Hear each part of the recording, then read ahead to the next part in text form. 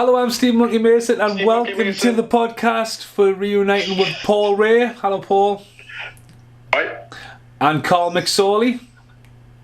Of what? This is our first podcast in 5 months. It's been 5 months since we recorded Jaws, and instead of doing Jaws 2 as planned, finally, we are doing Ghostbusters Afterlife, because this morning we unfortunately lost Ivan Reitman, which was a massive shock this morning, and we all decided, let's do Afterlife, let's talk it, because me and Paul Ray originally started doing the podcast for Ghostbusters. And did we do all three, Paul? Or did we not do? But this is the first time we're going to have Carl on a podcast for Ghostbusters as well. So are you guys ready to watch? I'm ready to watch. So on 3, 2, 1, go Sony. Right, you guys take it away. Everyone went to pictures to see this. We all seen this. We didn't see it together like we did. We all went to see Rocky 4 together. And then I think everyone just tried to get to see this as quickly as possible. I know I did. I think it was the day after release. Yeah, I think I was a little bit later. I think I was meant to come and see it. Was I not meant to come and see it? Oh, you were? You had COVID? You actually, yeah, that's right, because the seat was empty next to us. That's right, you were a packed seat. You were a packed house, weren't you? It's fine. Yeah. Sorry, Carl, yeah. Yeah, no, I think I saw it like 3 days after you, though, so I was like, I wouldn't hurry. Unfortunately, I wouldn't necessarily see a massive amount of spoilers. There's maybe one major one, but that was actually something that me and Paul had talked about, because I'd already predicted it.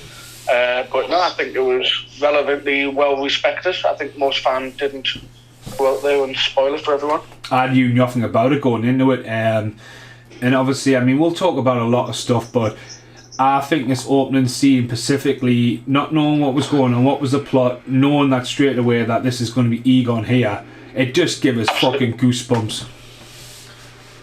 I was quite surprised how many people online, after I'd watched it, like, were discussing it, and how many people were like, we didn't know it was him until, like, literally the very, like, last second. I was like, oh, this is the first glimpse you get. I looked at him and I thought, that's him. It's definitely going to be him. And obviously they do a very good job of putting him on the screen, but would not put him on the screen. Yeah.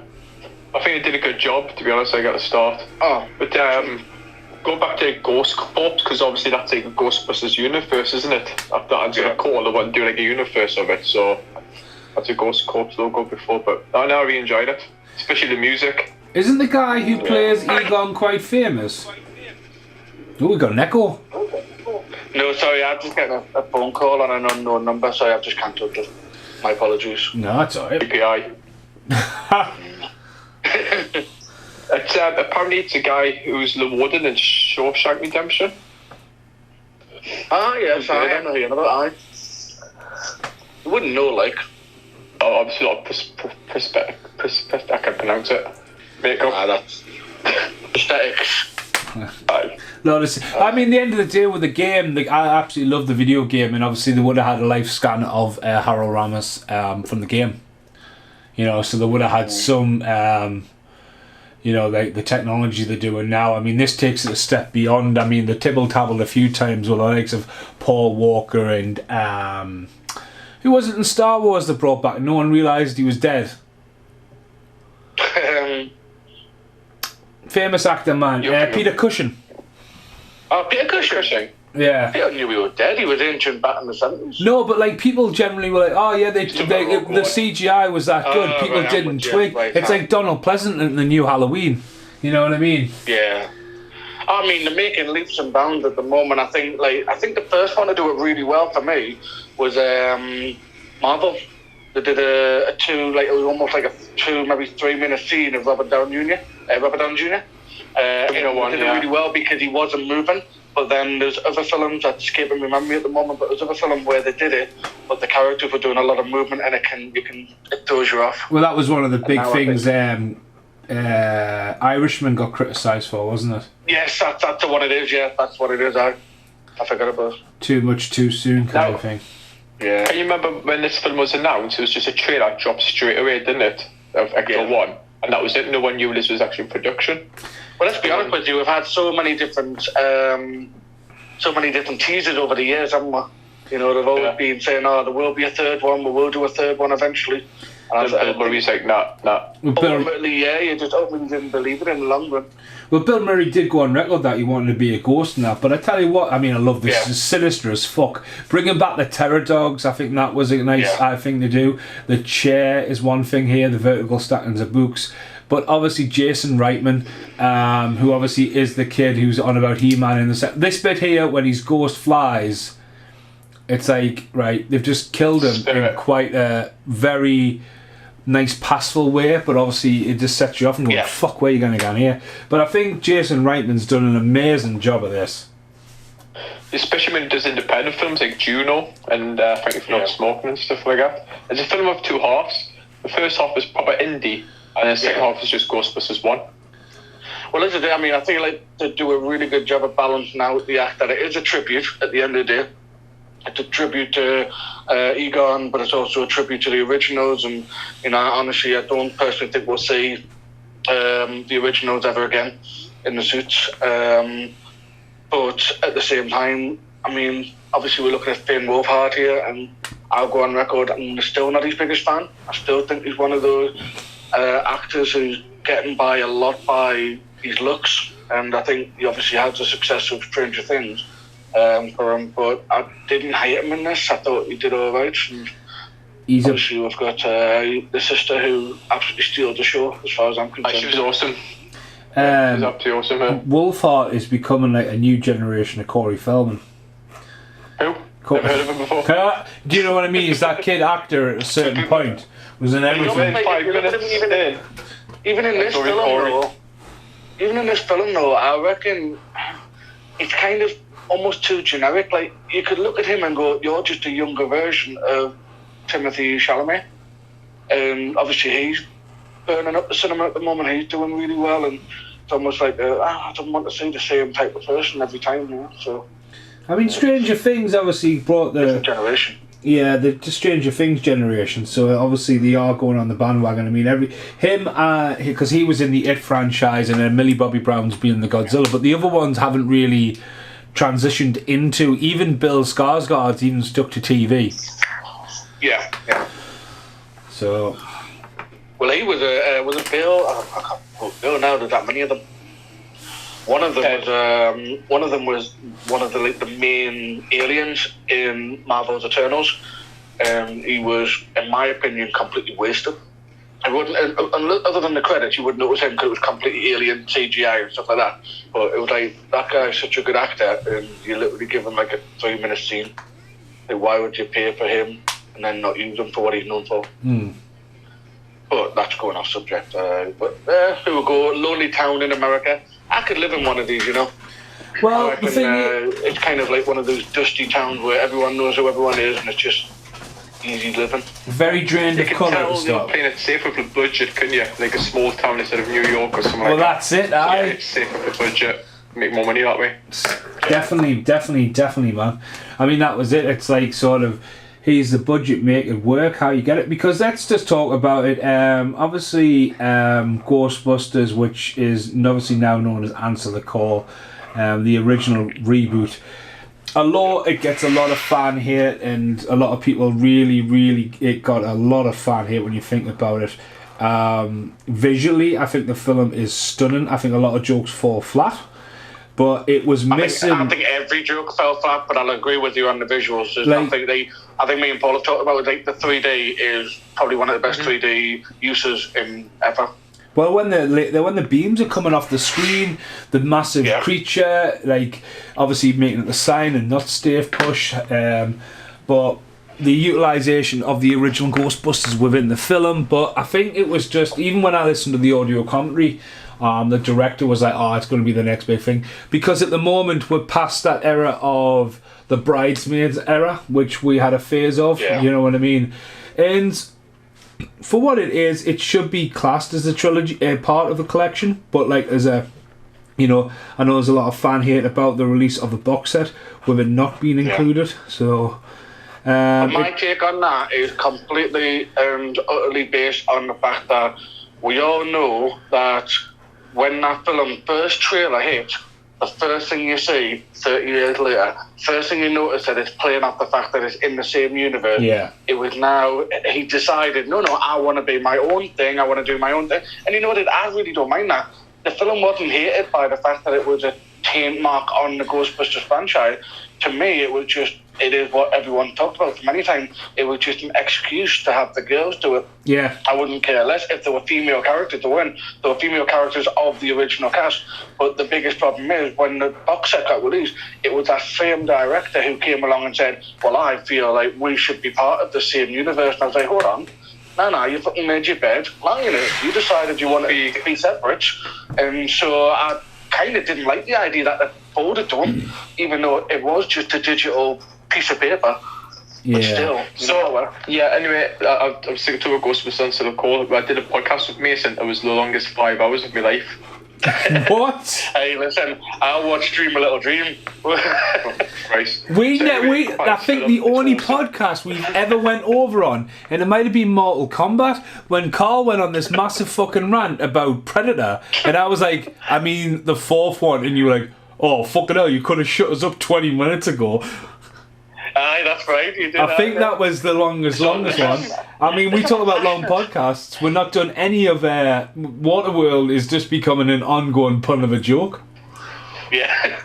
And this is a special one. It's like a special, one, like a one-off. This one, isn't it? Really, like a dedicated one. But I love like this fact. Like, there's the books of like standing up. Vertical like, second. There is. There's a scene missing from here which I've seen on the extra features, and I think it totally needs to be in the movie. It's when Annie Potts is there, and there's a scene with a toaster where they're like, oh, it's just here after this bit actually. Yeah. She shakes it, the mum shakes the toaster, and obviously it's a reference to the second one. But Annie Potts picks up this medallion, which you see at the very, very end of the movie. And I know, like, Annie Potts gets Moranis. I was just like, I feel like, where's the mum in this? She could have been the mum, in my opinion. They could have twisted it back to Egon somehow, I think. Because they are great. She was rocking it with Thingy though, wasn't she? Yeah. By the second one, she pretty much getting with him, so yeah, it was just the lostness of like who the mum is, yeah. She did look hot in the second one though. True. But it's also like more, I don't know, I quite like the idea that they weren't together, but she was like when you think about it, she was still the only quite one. Close, yeah. That we'll learn in the film that they basically all parted, and then she was like, I'll stick with you, sort of thing. And despite the fact they clearly have nothing. But again, it's like when you're sitting in a room and you're discussing how you're going to bring these characters back, how do you make sense of it? And I think they all kind of, it made sense. I'm still a little bit bitter with Ray, as we'll learn later on why that kind of came about. And I thought, in character, I don't know if I believe that. But real life, I feel like that was a good way to bring her in. And it's really quick, wasn't it? Yeah, it's a really quick cameo. That like it was, yeah. I mean, she is at the end. I mean, she had a scene cut there, but let's talk about something as well, because it's known that Bill Murray and Harold Ramis fell out for years. Yeah. And that put a lot of hold on Ghostbusters early on. But Bill Murray, when he found out he wasn't well, turned up in the town and just went to the police station and said, take me to Harold. Some donuts or something. Yeah, and just said, take me there. And they had this massive conversation before he's passed.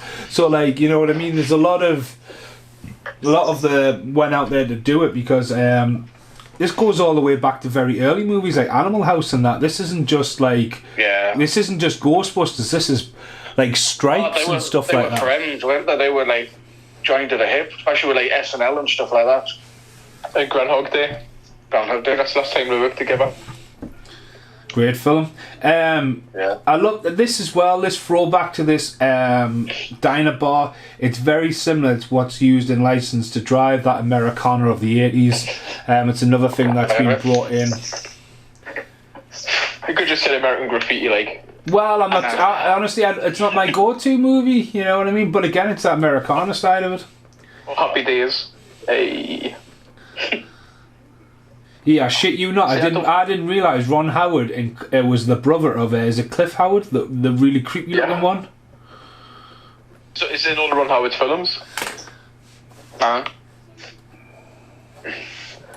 for me, like, this is like a secondary story. I think, like, it gets a bit like, I don't really care about him. This is what I'm thinking. I'm watching it now, thinking this is like, because obviously I've seen it twice. This will be the third time. Me too. And my brain kind of goes back to the idea. Like now I dissect it and go, well, what's important, what's not. And I don't really feel like we need a love interest, but at the same time, I also feel like you need to do something with a mid-teenage boy.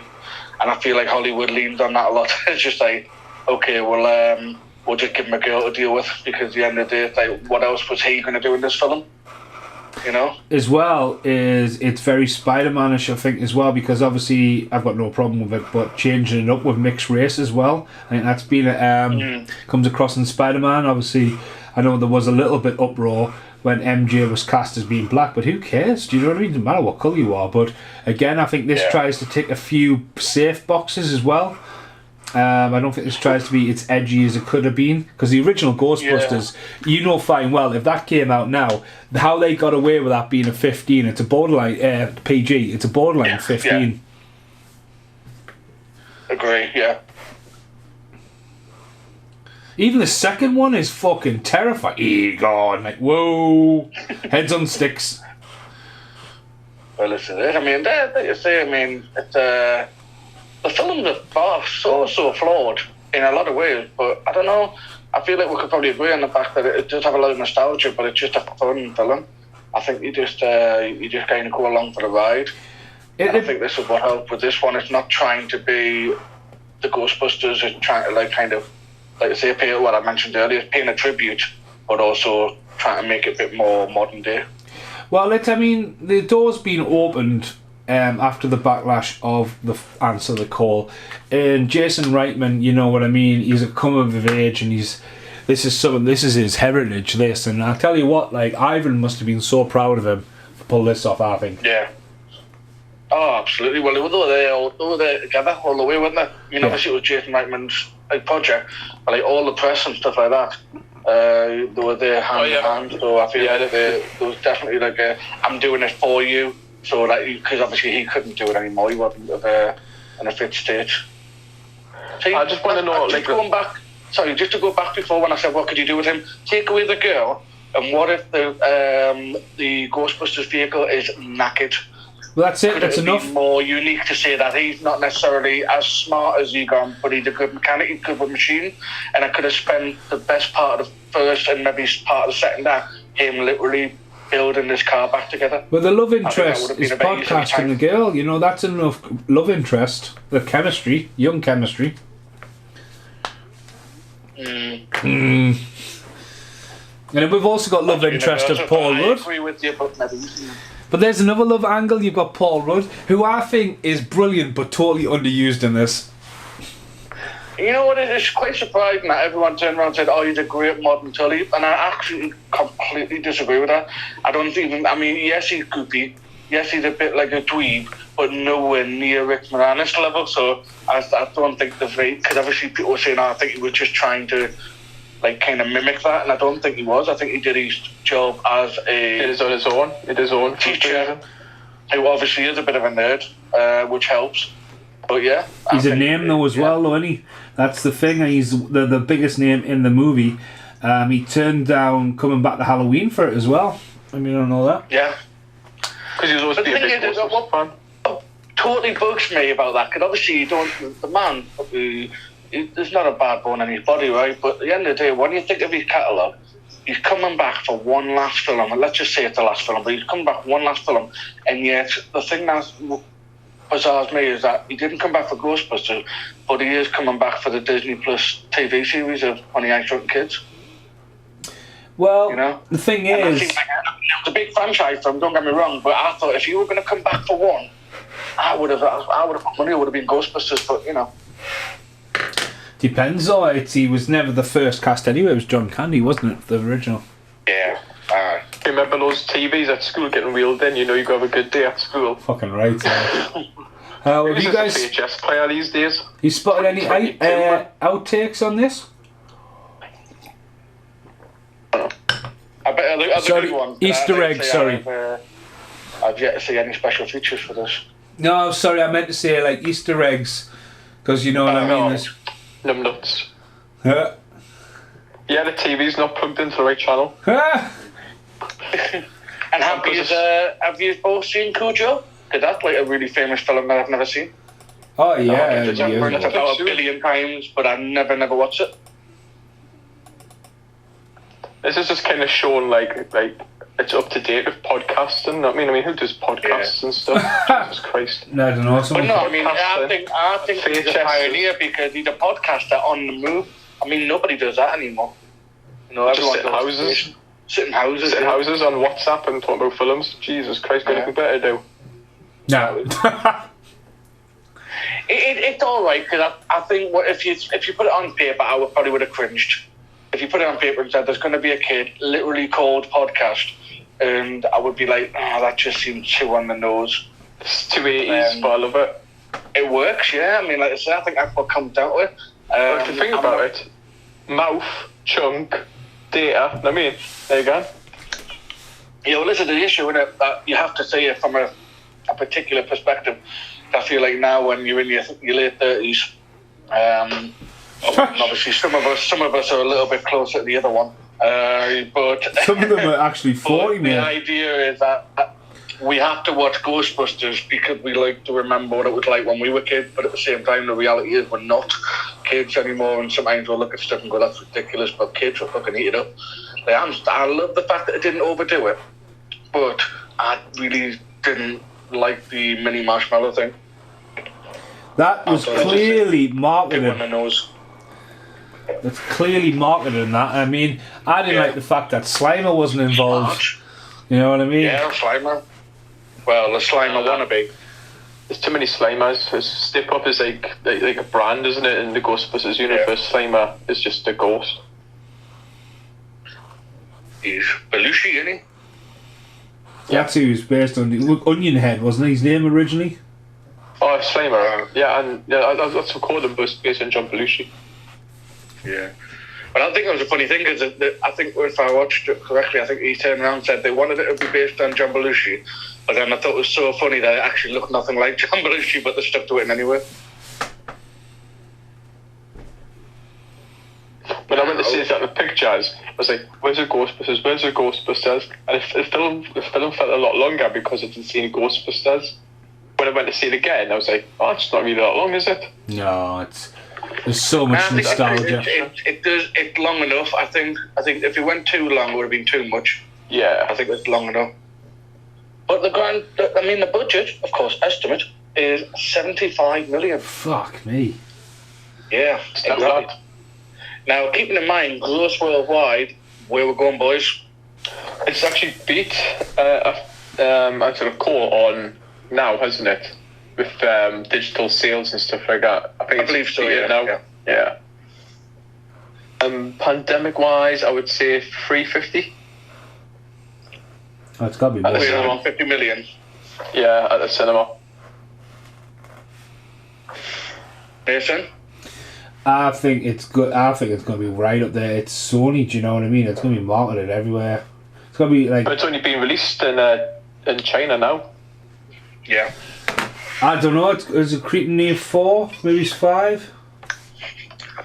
The gross worldwide, as it stands, $196,885,266.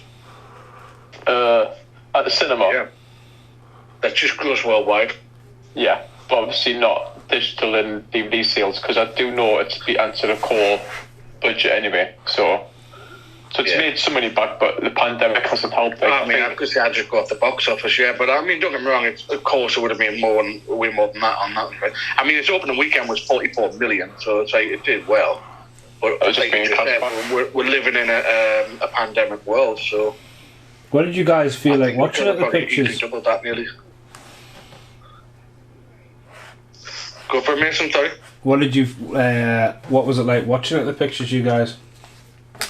I was in quite a quiet cinema there, I'll be honest with you. I think that's how I enjoy a cinema. I'm not one for these who like a jam-packed cinema and everyone's close to each other. It's ridiculous. So my experience was quite nice. I think there was about maybe 15, 20 people in there. Very good film to watch on the cinema. I'm glad I've seen it at the cinema, sort of thing. Yeah. But but also it was quite nice for atmospheric because, of course, when he came out, we have the local Ghostbusters cosplay folks knocking about, so they were doing green screen pictures with people. They obviously had all the kit on, they had their own suits and everything, so the atmosphere was very good because it was really endearing to watch because you're seeing like 30-year-old dad with his 3-year-old kid and they both kicking out for the exact same reason. Yeah. I went with Casper, we're both in tears watching it.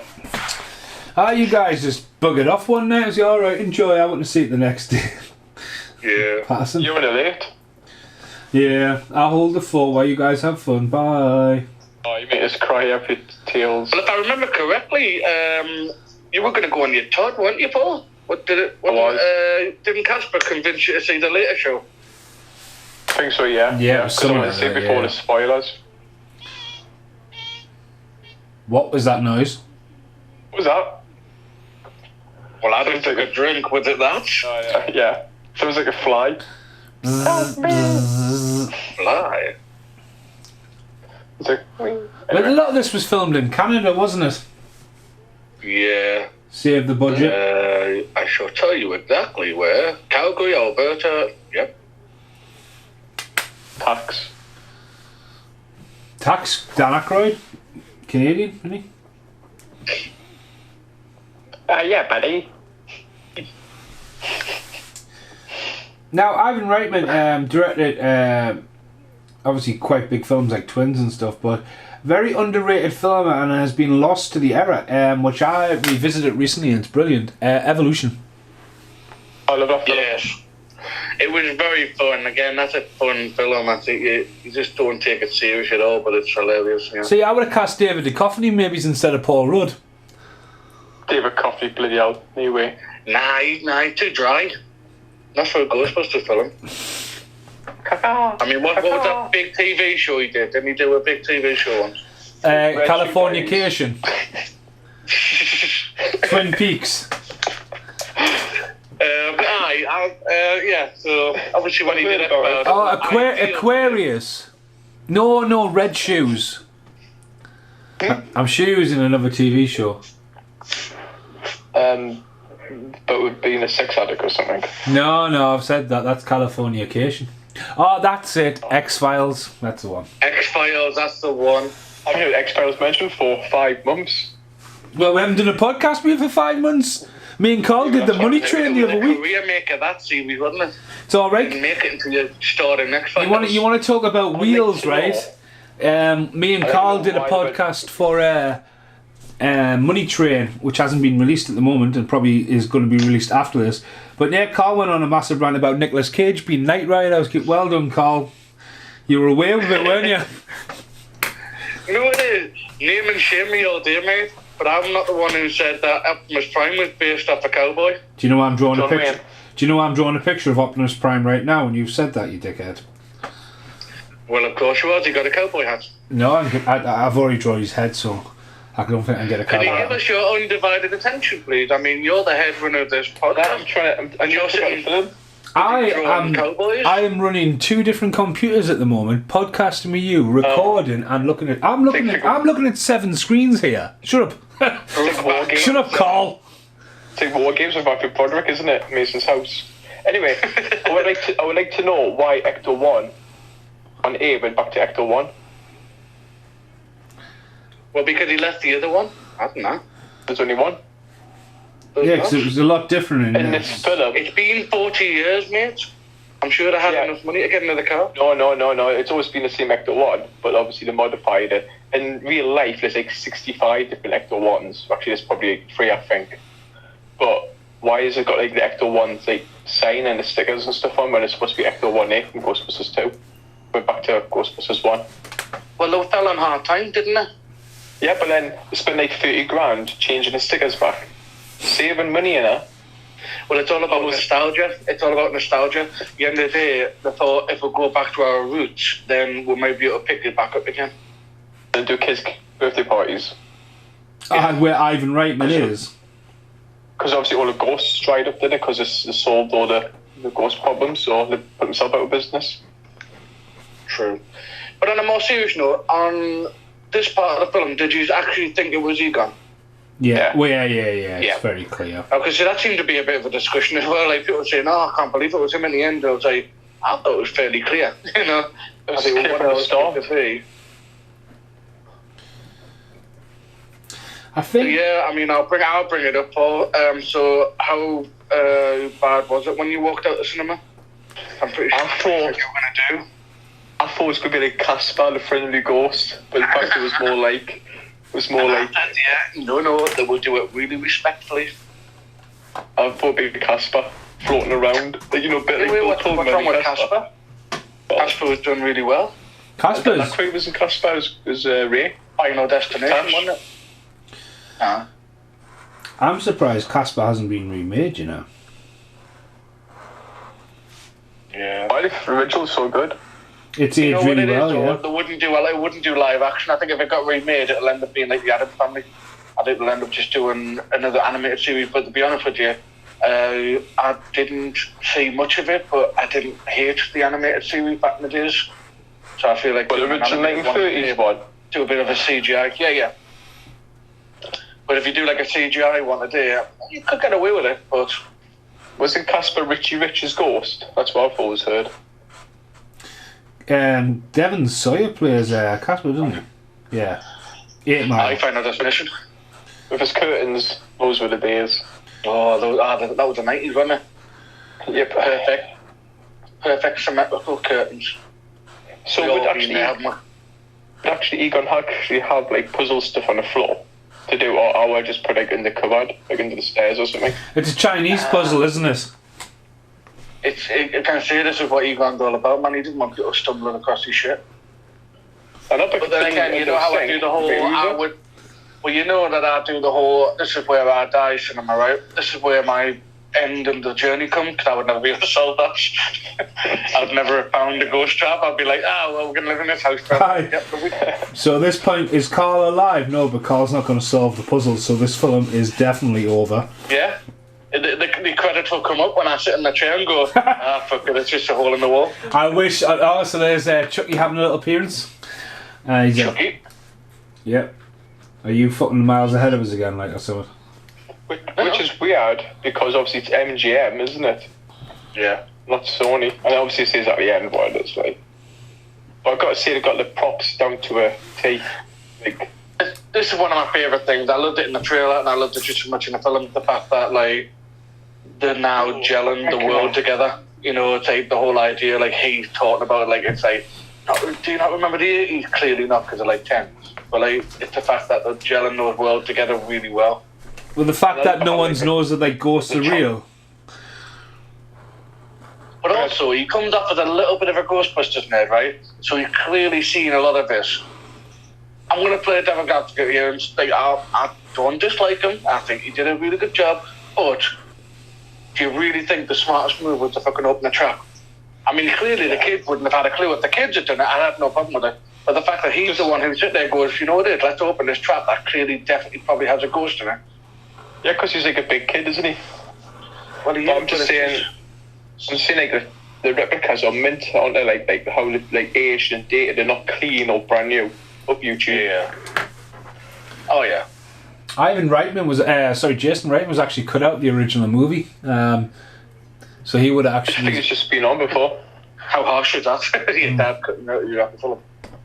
But I love how it's like up to date. Like, it's on YouTube. You would actually go to YouTube, wouldn't you, to check out some history stuff? You know what I mean? Didn't they use different angles as well? So it's not even like from the film. They actually use different filmed angles, and I thought that's such a clever way to go. Yeah. I see Dickless is not in it. He would have been quite a good cameo. He hasn't seen me. Dickless, but just like a run-down person in the town.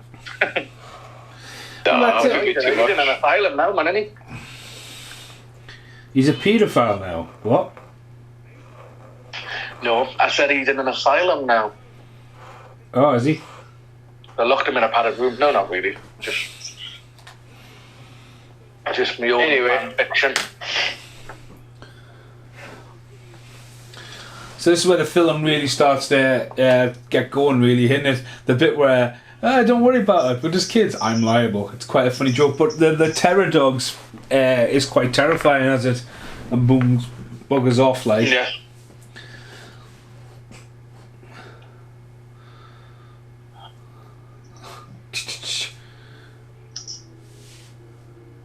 I love this. What about the score, Paul? Because we've talked about this before. Because there's a lot of love to the original, like, isn't there? Yeah, obviously, Elmer Bernstein's score doing a bit redone and stuff like that, so they kind of just forgot about the second score, which is pretty good, like by Randy Endelman. But it's kind of like one, and this one works better than. They kind of like forget about number two, really, don't they? It happens. I've seen the interview, it's happened, but they just don't really talk about it that much. So it's just really, think of it, direct sequel to the first one. Well, yeah, because I'm like, surprised that obviously they didn't have the Ghostbusters painting of which in the video games in the firehouse, but actually have it in Egon's basement, like. Oh yeah, if you go to the picture, yeah. So you could really have this film and this film and the first one, and that's really it, isn't it? It's a direct sequel if you think about it. Podcaster's first film as well, isn't he? I have no idea. Is it? Yeah, it's on the making of. He did well, then, if that's the case. What's that girl called? McKenna Grace or something? McKenna Grace, she's absolutely awesome. Like, she actually wrote that song as well. She sings a song, doesn't she? It's like Haunted House. It's Ghostbusters. Like a Fallout Boy from Ansel the Call. Oh, anyway, that was the best thing about the film. Anyway, talk about the film. But apparently she's supposed to be like autistic or something. You know, in this film anyway. Nah, I don't believe that. Alright. I'm not saying you're wrong. That's not my take on it. I think like it's a little bit of a, it's a thing now. It's an outsider thing. But it kind of gets mentioned like when people turn out to be like really like something clever. They just go straight to Rain Man every single time and say, "Oh yeah, they must have a Rain Man does the ability to be able to do all these different things." It's about my nickname from 25 years ago. Rain Man, not Rain. Ray. Rain Man. And that was still things just been mentioned for the first time. No one's ever heard of it before. Kind of annoyed me that she was like, "Yeah, just take it." It's like, "Oh, that's your dad's stuff, man. You clearly has it for a reason." She doesn't care though. She thinks she doesn't care about it. She is a bit of a weird character to get on board with. I kind of like the fact that she had to have some form of complex. Otherwise, why wouldn't there should be in any life sort of thing? But I don't know. I feel like it's a bit of a weird way to go with the whole portray Egon as a bit of a deadbeat dad, because clearly of all the people in the group, he probably would have been the nicest person to have as a dad. Yeah, I think you're right. The bit with the phone call, spoilers, the bit later on with Ray, they would never just left, they would never left, like... All of them, like, obviously... He was his best mate. Ernie Hudson would have just gone for the next job he could get, because that was his character. You know, obviously, the rest of them had their own telltale, but Ray was the one who was as much into ghosts and all that as Egon was, so like it would have been the last person to leave them. Yeah, that's the only thing I was a bit like, huh? Yeah, I would have thought that a little different. But then again, how do you write it? That you kind of have to think about the writing room there and say, well, you have to justify why they're not together. I would have probably left it a little bit of a less kind of a time frame for the film. I would have said he left like 6 months ago rather than so many years ago. So that just maybe blamed it on a falling out. That, we had an argument and he just up and left. We don't know what he did. Rather than saying like, X amount of years ago he left. How come there's boogers in the Tobin Spirit Guide? That would be more interesting. Because we'd actually have all the goals and stuff in there, like where he's talking about now. Yeah. When they see the events later on, would they have to CGI that? Because obviously this was meant to come out in 2020. That random guy, I think he's called Liam, who just randomly gave us a poster from the Odeon of just the Ecto-1 screaming in the field, and it's just like 2020, and everyone was like, fucking hell, that'll be worth something, because it's got no... Because 2021, when it eventually came out,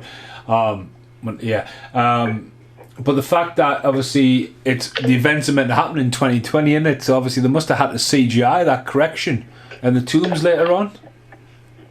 Well, if you think about it, 1989 wasn't on there, and that's the end of the world with Figo. That's also been forgotten about. Yeah.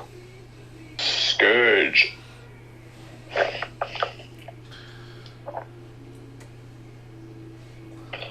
This reminds me of concert. No, it doesn't. You've never been to a concert, you mong. Mong. You're more than welcome over any time. You know this. No? That was quite a quick defence, that, like, Mason. It's almost like you touched a... Well, he's never been here. I mean, don't get us wrong. We do have the quarry and stuff like that, but like, it's not like that. Busted. Yes, the drummer from Busted is from Concert. Yes, that's true. Yes. And does appear on the channel. Cheap plug. So yeah. Anyway. Well, I'm just scanning through some trivia facts. Cole's trivia. Here we go. Some of them must be a little bit dated because some of them are talking about like what the film is going to be, so it must have been like delayed. But I don't know if I believe this one. According to Dan Aykroyd, the film will also rely on practical effects. I don't know. It does. I've seen a few terror dog heads around and stuff. What? The terror dog in the Walmart practical effect. Yeah. Can I tell? No, it is. No, you can. Yeah. When you seen the dog food, it's practical effect. The The guy in the calf, the ghost in the calf, the old man, because it's a guy, the taxi driver, isn't it? Yeah. Do you not think like when you word it like that though? I mean, I would have just turned around and said we'll also have practical effects, not mainly. You know, it's like if there was 50 ghosts in it, maybe 3 of them were practical. It's just me being a nitpicker though. I think with No worse than Nick's. when it all breaks out though, I don't think they went OTT with the ghosts. Obviously, like there's a eye popper one which is a very famous from the cartoon, where it's just a big eye. Actually, action figure. Yeah, but they just didn't. I don't think they went full craziness with that. No, they didn't do like Ghostbusters 1 where it's like a little montage and there's ghosts everywhere. It was just 2 or 3 things flying around and that was it. Well, it's also like the ghost would have been attached to the location, and the reality is you've got to remember this is also a small town. So if the spirit's connected to the small town, there's only going to be like a handful. But then didn't the kids say like there's the graveyard and it's got like loads of like it's got 200 or 300 dead people in it? Podcast. Yeah. He says that when he's interviewing her. I went, oh, it's going to be interesting later on. No, happened. No. Is that the Goonies map? I'm still looking for the Goonies. That's in development. That is in development. I've started the raw cut of Bloodsport and Goonies will. Obviously, we are getting the legendary Mr. Sluggy in the video. So. Has he been officially casted, has he? He has. Mason's terrible at plugging his own stuff, like, isn't he? Jimmy's work on QVC. Jesus Christ. Shameful. It's because you didn't get an invite, Paul. Paul was offered a role, actually. Paul was offered a role in the video to be stuck in the bin the whole video, and he declined it. Yeah, isn't that great? I wonder why. Yours hanging out in the bin. Quite shocked you didn't take it, Paul. Now, would Egon actually have a pole going in this friggin' shed? No. That's just stupid, that. Like, 75 years old. And then, how did you get back up? I mean, it's a nice little homage, but this is where is a loads of stuff hidden in the background. This is where everyone was going, oh, fucking hell, this, that, and the other.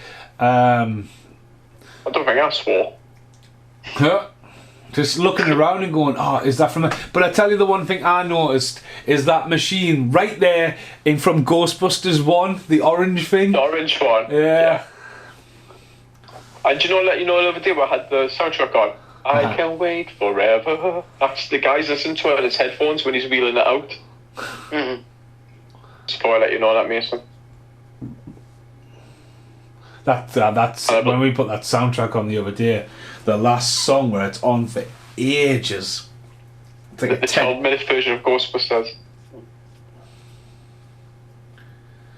Spengler. I still don't know why anyone would steal everything and just do a runner. I mean, it's not like him. Well, end of the world, and he tried to warn them, didn't he? And then none of them believed him, so he thought, well, I don't know how none.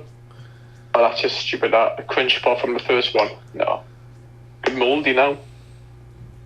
The what?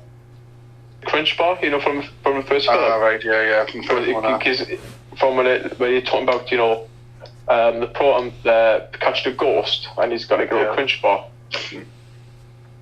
Well, I think all of these snacks are in it, aren't they?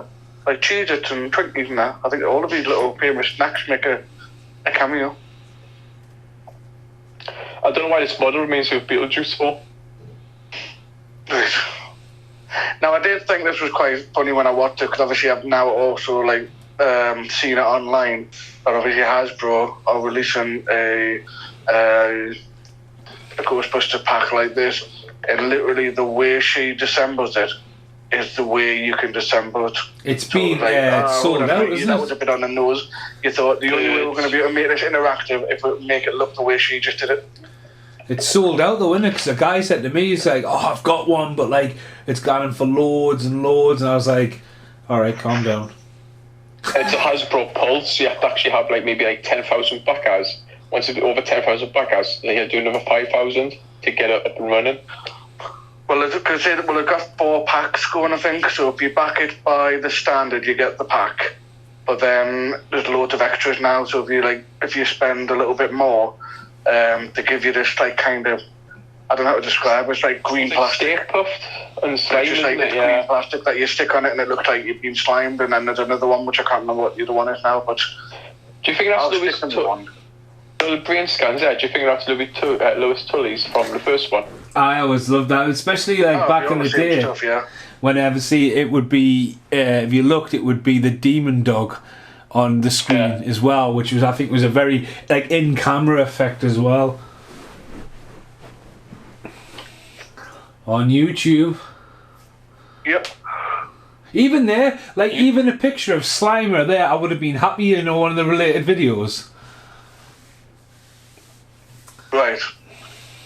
Ready to believe you.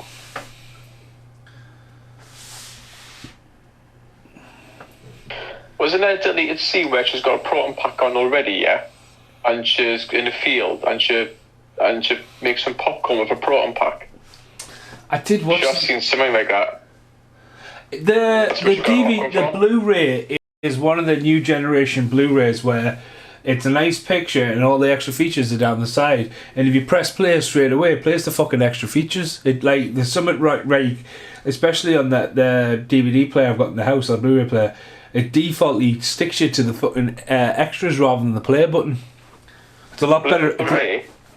It's a lot better in the is the Universal one, the default Universal Blu-ray. They're horrible. God, awful that shit.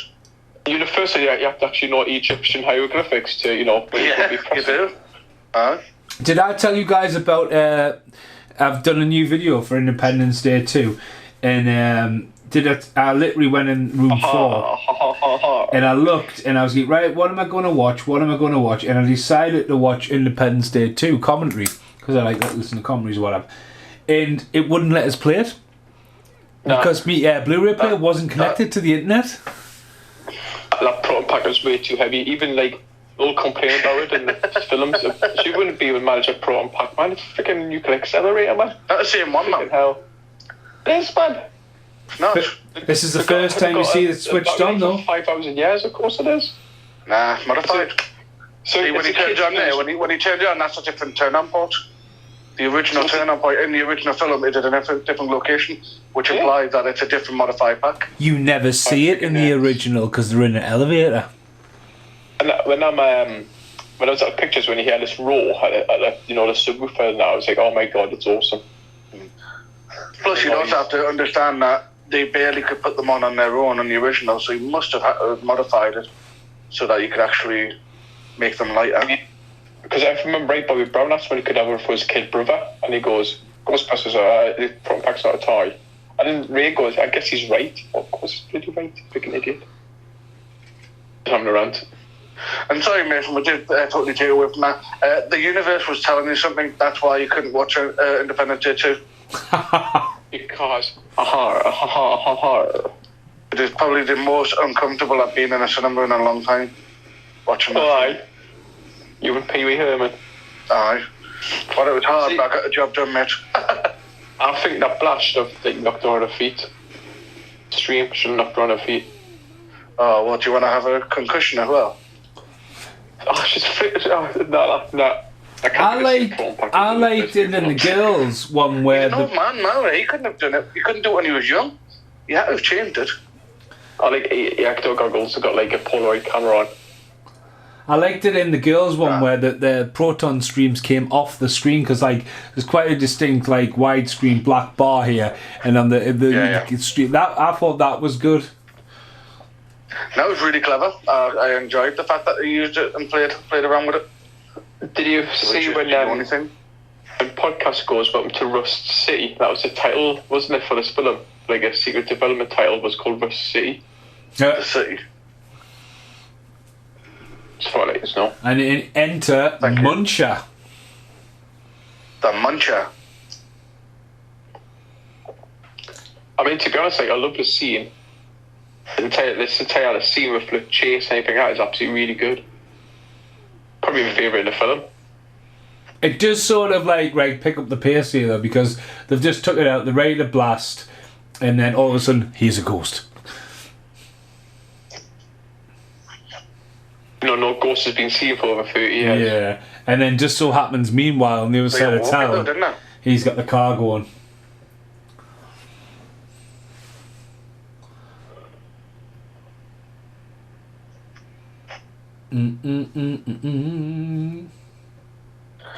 And it was something like when I've got my my Hasbro Egon wand, and I have noticed in the film, and I don't know why. I don't know if it would have been more expensive, but the actual rod that pops out is it is translucent, but it has got like a white pipe in the middle. Whereas the film is completely see-through, and I thought, why would you spend extra money on making it? You buy it again. But I don't need the one with the red tip. You do? Where's the slime for us from Ghostbusters 2? Are you playing with your proton pack? No, I'm playing with my wand.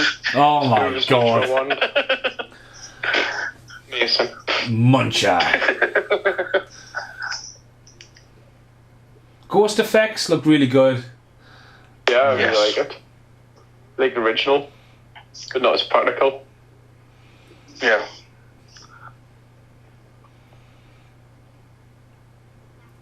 The whistle. Whistle while you burp. Do, do, do, do, do, do. Like the birds flying off.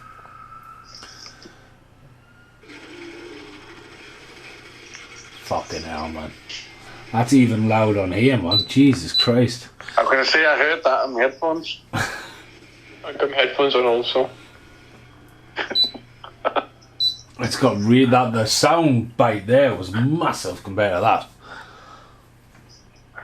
The streams look really good. Like it looks great, and I'm not going to agree with you on the proton pack weight, Paul, but I will say it's just a little too accurate. Like, I mean, the kid just picked the thing up. You know what I mean? She's getting like a dead shot on it. Like, even took the original lad in the court scene a few goes to get a hold of their ghost. I mean, a court scene. What about the diner scene from the first film? They ruined someone's part. I've always wanted to do this. The entire thing, didn't they? Whoa! Great shooting, Tex. See, this is where he should have been made important. He drives the car. That's it. Just fixing the car up, and maybe finding a few little trinkets here along the way. Little Twinkie that's been mouldy in the bottom of the car or something.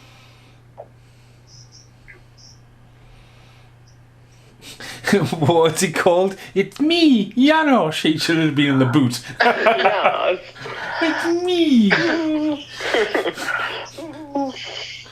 Did I? You get something in your head, did I? Janos. He was fucking terrifying, him.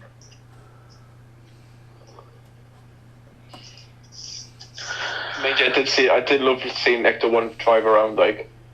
A little bit too I good. mean, we'd all be doing this if we were in the same position. We could not do that around here. There's not a field that flat around here to do that.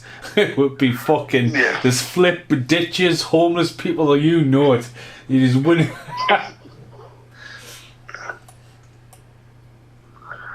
The only thing is, I think it's later on, but I'll tell you when it is later on. But it looks really good though. Because the original, yeah, the CGI, it's a real car, but CGI, like Ecto 1 CGI, the top of it, a real truck. So they had the CGI Ecto 1 on. But the original, real Ecto 1 is in the Sony lot. This is like another replica one, full of film. Yeah. I don't think they'd mess with the original now, would they? No, because it costs so much money to get it fixed up. For like, if you watch the 55th anniversary, rebuild an Ecto 1, where Dan Aykroyd goes in to the garage and starts driving it around the streets. Mm-hmm. Did any of you guys see that Cleaning Up the Streets documentary? Cleaning up the town? Yeah. Cleaning up the streets is what I did the other day. It was alright. There's been quite a lot of like movies that made us, you know what I mean? I think it's been slowly, Ghostbusters has been slowly put into our pop culture, I think, and I think the time was right for this film to be made, I think. Yeah. You pick it up? Yeah, I've got it on Blu-ray, yeah. Yeah, I've seen it in the other shop the other day. It's come back in stock though. I've put it next to Ghostbusters, you know, thinking that maybe. Well, you know, you could put it under C. That's technically what it's called. C4. Cleaning. I'm not going to finish that sentence. I really want a Chinese now. I had one last night. Better not. Week off work, so we are as I say, this is our first podcast together in 2022. As I say, me and Carl did Money Train. Jaws 2 will be our next one. Definitely we want to finish the Jaws. Me and Paul actually watched Jaws 3 at Christmas, didn't we? Right, yeah. But it was funny though, wasn't it? This Christmas. It was the last Christmas we watched the end, and it was the Christmas before we watched the start, wasn't it? It was a year apart. Yeah. That was funny. I mean, look, a lot's happened in the past year, in case you haven't noticed. I got some new shoes. Off eBay. New to you. Not new in general. No, these are new. Oh, really? Treat myself. Yeah. Not new to eBay, they're new to new. Now, what do you think about these little gadgets, like the little remote control? Oh. Well, I mean, they have to give the kids something to be able to work with, haven't they? Again, I can't imagine Egon using a remote control ghost trap. But then again, it was all playing out the toys, isn't it? Because obviously you get the sidecar in a second, which was very big in the cartoon, wasn't it? Was it on top? Or that's the toy, isn't it? Yeah. Yeah, it's toy, yeah. Yeah, I love the music here, and I love this chase scene. It's just my favourite bit of this movie, to be honest with you. It's great, but it's a little bit destructive. I feel like they literally do a number on a town in a massive way that might have been a little bit unnecessary. Just a bit. You know, I've got a nuclear accelerator attached to the car. True.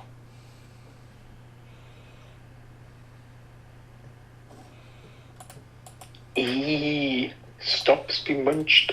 Wonder who munched it. The town's very, like, there's no one even around, is there? The town. No. Reminds me a bit of 4. The first 4 movie. You know, when they take it somewhere where it's, you know, they can just go in and take over a town and like close it for the day. He's fairly humping that fucking manhole thing, like manhole fire hydrant. Manhole. Mason put away. See, Mason thought humping, and his first protocol was manhole. Was a manhole. Yeah. Brilliant. I would love to see Winston or Egon and one of those on the sidecar. That would be absolutely awesome. in Ghostbusters 2.5 or something. This, to be honest with you, that creature there and that look totally reminds me of like an Evolution where she, when did you get a dog? And it's got that proper like, in the cupboard. and then all of a sudden its head snaps back. Yeah, I love that film. I'm gonna clean the car. Jesus Christ. Ish. The thing is, I've seen like the toys of these, and they're just dead cheapy plastic. There's no detail to it at all. Well, I was talking to this about a friend of mine. Obviously, no secret I like to be collecting figures and stuff like that. And sometimes toys are just absolutely fucking embarrassing now. The problem is like either really terrible or they end up being like the average figure that we would have had as kids, but like they put a 40 quid price mark on it. Yeah. Crazy money. But I haven't delved into it. I mean, Paul, you shared the pictures earlier on. I haven't delved into any Ghostbusters ones, like. All right. I've still finished these classics, like. Pop Vinyl, man. Slime editions. So many versions of the Pop Vinyl. They absolutely milked the Stay Puffs on that. Yeah. I think what I do have, which I should never have opened, about maybe... I couldn't even tell you how old it is now. It's kind of old. But it's a pot of Ghostbusters slime. And for bizarre reason, it was in like the pound shop like years and years ago. And I ended up buying it. I thought, I'll never open it because it's just cool to have. I think one day I decided, I'll have a look at it. And I literally only opened it, looked at it, shut it. And then I think like a few months later, someone had said, is it any good? And I was like, I'll have a look at it. And it just dried up. And it's like some form of chemical clump. And I was like, well, that's not what it used to be. It's not made of the same stuff that we had, in the 80s. It's different. But I bought some. It says a caution on it, doesn't it? It's the same. It says caution on it. Actually, I need to pick some of them up. But yeah, I think Poundland had loads. I think I bought an entire tray for like 5 quid or something. Right. I was like, I bought that, please. Well, the funny thing is, though, although the old stuff was better, it was also just as fucking toxic. I remember having the firehouse, and can you remember how the firehouse had a grate on the top? And you just drop a slime. Yeah. Well, that's what you're doing. You've got your slime in hand, you've got your firehouse, and say, what are you going to do? Well, I'm going to slime the house, aren't I? So I put the slime down the grate, and it looked amazing. And then, like 5 minutes later, I thought, that's never going to be clean again. You've got a slime on the carpet, you would never come out because it'd just be hard clumps. Well, it's like health and safety. You've probably got real ectoplasm in it. Well, do you guys remember the Terminator 2 toys where you can make the skin? Yeah, the endoskeleton skin. Yeah, I mean, it's just like you just wouldn't get away with that now. Check the skin in. Like, my kid swallowed it. He's dead. What do I do? Like, he's dead. Do you know what I mean? He's dead. Dominated. What do I do? Like, it's just dangerous shit. Do you know what I mean? Tell you what, you talking about making of toys and all that. One thing that I thought would have been turned into a franchise in a movie and it has potential to be fucking awesome. The Visionaries, the toys were not cheap to make because of the hologramic toys. The cartoon was fucking mint, and it's just been lost in the fucking, you know what I mean? It's just like, that would make a mint franchise of a movie. Visionary. I'm having no pun intended, but I'm having a hard time visualising that. What come with the shields? They had like holographic, they look like knights, and they had on the holographic chest shield. Yeah. Well, they did make toys of that, didn't they? Yeah. But it makes us like movies and stuff. Right, okay, I totally missed. I think you cracked up a little bit there. Right, I thought you were on about they should have made toys for it, and I was just like, well, if that's what I'm thinking. They did, yeah. I was just on about how like you were on about the toys and cheaply made. When they made toys in the 80s, they made them the last. That's why they're still like, you know, like but they're invincible. all the same though. When Mattel, like the same mold, just different. Like if you looked at WWF figures, and then you looked at He-Man, and then you look at say Visionary, were they all the same mold? No, with WWE figures were they were all like on like hard designs. There was a couple of them had the same kind of, because they all like had an action, the wrestling figures, but like He-Man and stuff like that. Obviously, they did borrow stuff around because it's well known that Crinjar was the size he was because he was just borrowed from an obsolete line, wasn't he? Just painted green. Yeah. Well, it's like they're still doing that today. I mean, like I say, there's the Star Wars Black Series from Hasbro. Like I was watching a video the other day, like the bigger collectors are all like they dissect it and everything, and they're like looking at it and sitting there going like the last 10 figures of release have all just been like kind of repainted. Yeah, just reuse different models and I mean, different arms going to different legs and stuff like that. You give me loads of shit the other week. From NECA.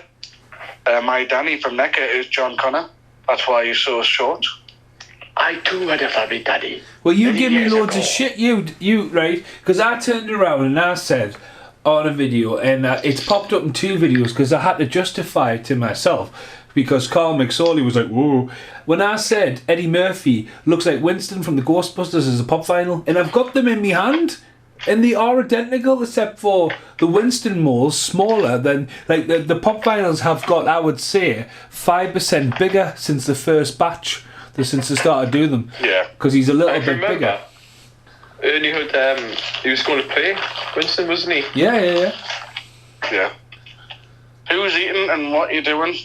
I'm taking tablets. So that's in about 20 minutes. We're going to get this from Paul, right? I really like the end. Is Paul okay? His head's down in the soup. If I don't take him now, I'll be up till 4 o'clock in the morning. I know. It just makes them know how I feel about when people are recording and I start rattling shit. Honestly, God, Carl, you've just became my #1 fan on YouTube who just complains. You rustle too much of that box. So I constantly now just rustle stuff on. You didn't rustle too much. You literally started rustling a box when someone was talking and then literally stopped when they finished. It was almost like you did it deliberately, and I was like, what the fuck? Oh. What are you doing? Okay, here we go. This is it now. Who are you going to call? That was so cheesy in the cinema. I don't rate him as an actor. He's a very familiar face and I can't put my name up. He's been in fucking loads. He's in Total Recall remake. He's in... Didn't see that one. He's in that big hit movie. Remember when Mark Wahlberg was hitting big? No pun intended. Aye. He's in loads. He's been in loads, but... Aye. I like that the guy just picks up a phone and take the advert for them. You know, Ray, who's this? At any point... Should I call back to the fact that he's back in the shop, though? Because that was the shop he had beforehand, wasn't it? That's Ghostbusters 2 shop. Yeah. So they actually go back to Ghostbusters 2, which is kind of mentioned, which is alright, yeah. See, that would be the point where you should have the slime in the background. It should just be glowing pink and, like, nothing said about it, just there. Yeah. I think he actually still plays Ray Stans, isn't he? Alright, go ahead, I'm listening. Kind of thing, isn't it? I think that was the first of the feels I got from this film. Obviously, when he goes eating rotten hell, and it's just like, I actually died last week, and it was just like, oh shit. Because like, you just see it on Dan Aykroyd's face, you're like, oh god. Yeah, that's more real than acting, that. That is when he's went, fuck, that is more real than... I think, like I said, I think it's the great use of the character, where I feel like with, Answer the Call, I don't know. I didn't mind him, to be honest with you. I thought he was quite funny when he's like, I ain't afraid no ghost. He got the shortest role. Spirit. Yeah, they got. He got the shortest cameo, I thought. Oh, he did, but in the context, I wasn't mad at it. Where, although it was probably Bill Murray's, mostly his idea, it's like cringy. The fact that Bill Murray's now the character that is totally anti-ghost believing, stuff like that. It was like, you're playing a cartoon character, and can I just say, it goes on, the Firehouse is the Starbucks now. I actually believed it. So he's actually lying. What? Is it not a Starbucks in real life? He says, he's just said there, the Firehouse is now a Starbucks, yeah? Yeah, aye. And one of the end scenes, Actor 1 drives up, doesn't it? In the Firehouse. There's no Starbucks in there, he's just lying. No, but didn't Ernie buy it? Yeah, but he's like a super successful person, so I think... I don't think it explained it. I think you're right, that it kind of contradicts itself, but I think we're supposed to believe that because Ernie's had a bit of a taste of being back, I think we're supposed to believe that he just went in and said, no, I'm buying it back. But that's how I took it in anyway. Yeah. That I think Do you think though? Here's something, because obviously, Mick, I don't know if you saw it earlier on, but obviously they've just announced that. Well, not announced, but they've just teased the idea that the next step forward towards Ghostbusters could be a TV series. could you see? I mean, I was thinking about this earlier on, and can you see Ernie being inactive as a Ghostbuster, but having him like hold a series, and then try and get like I don't know how they'll do it. I mean, I feel like I don't want to be a strictly young generation thing because I just think that's cliche. I think the TV show's probably the way to go. Like the Fish and the Stranger Things route, aren't there? That's what they're all doing. They're seeing that it's big business now, because the problem, I think, one thing that people have always said about Ghostbusters is there's more than one story for a film there. There's multiple stories and multiple directions you can go, and that's where if you look at the cartoons, the cartoons go into like different dimensions and everything, so there's so much you can do with it. Oh, I hate Sandman. It freaks me out. Although again, the TV show is the way. I'm nitpicking a little bit, but I also feel like it's a little bit contradictory that, like, literally in the last scene, she would like, I wish my daughter would be a little bit wilder and do something rather than just being what she is. And in all fairness, fair enough, what she did was pretty bad, but she's been harsh to her now, like. So, like, she's pretty much a perfect daughter, and then she had one little wild moment, and then Mum's like, you fucking dick. Yeah, I know. I mean, if I have a wild moment for Proton Accelerator around smashing town, yeah, I'd be the same. And that is kind of dark, though. The fact that she went for the Proton to kill a person. You know what I mean? It's like, oh, that's a bit like... But, you know, she's emotional. And then the fucking man giving shit away again. You know what I mean? He got spent his entire life trying to achieve this. She's like, you just take it. Then he turned it off. Nah, back. Irresponsible. Did not know about nuclear accelerators. Yeah. Do you not think that they maybe should have dyed her hair a little bit different colour? I mean, she's bright blonde and the kids have got jet black hair, and there's no reference to the father or a picture of the father at all. Hashtag just saying. Well, yeah, I mean, we're inclusive, aren't we? Everyone's accepted. Oh, yeah. Although there's no gingers.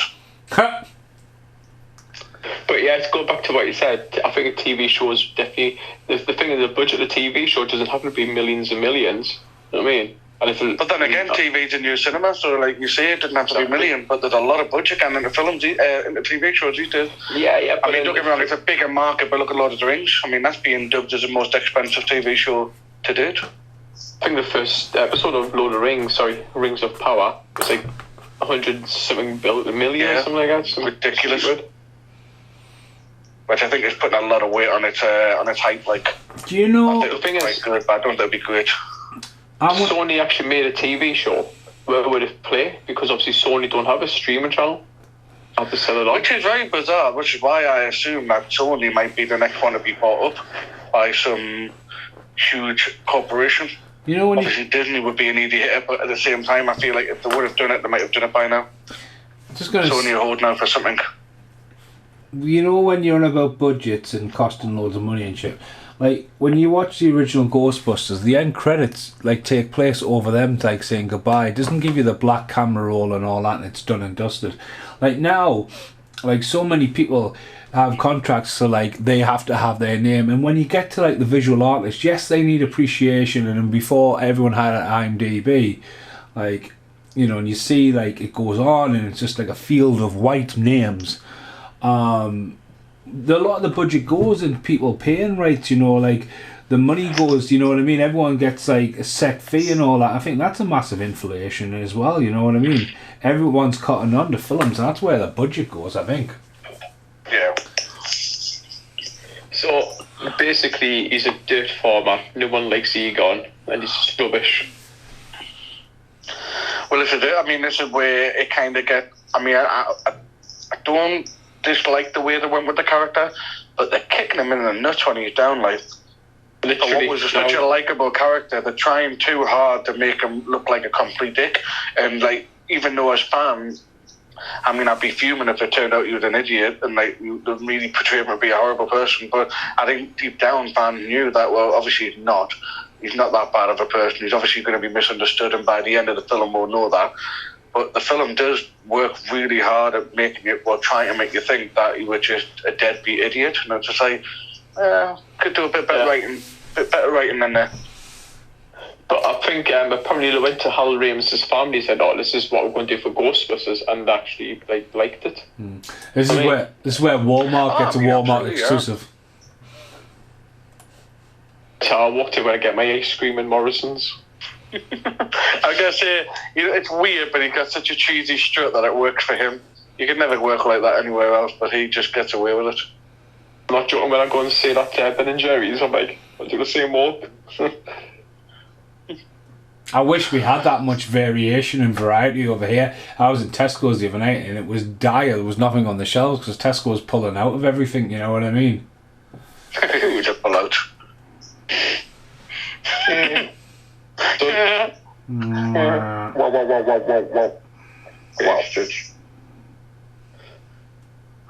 I like the mini puffs. I don't get me wrong, when I saw them in the trailer, I was really, really like, oh, I'm not going to hate this, I'm going to hate that.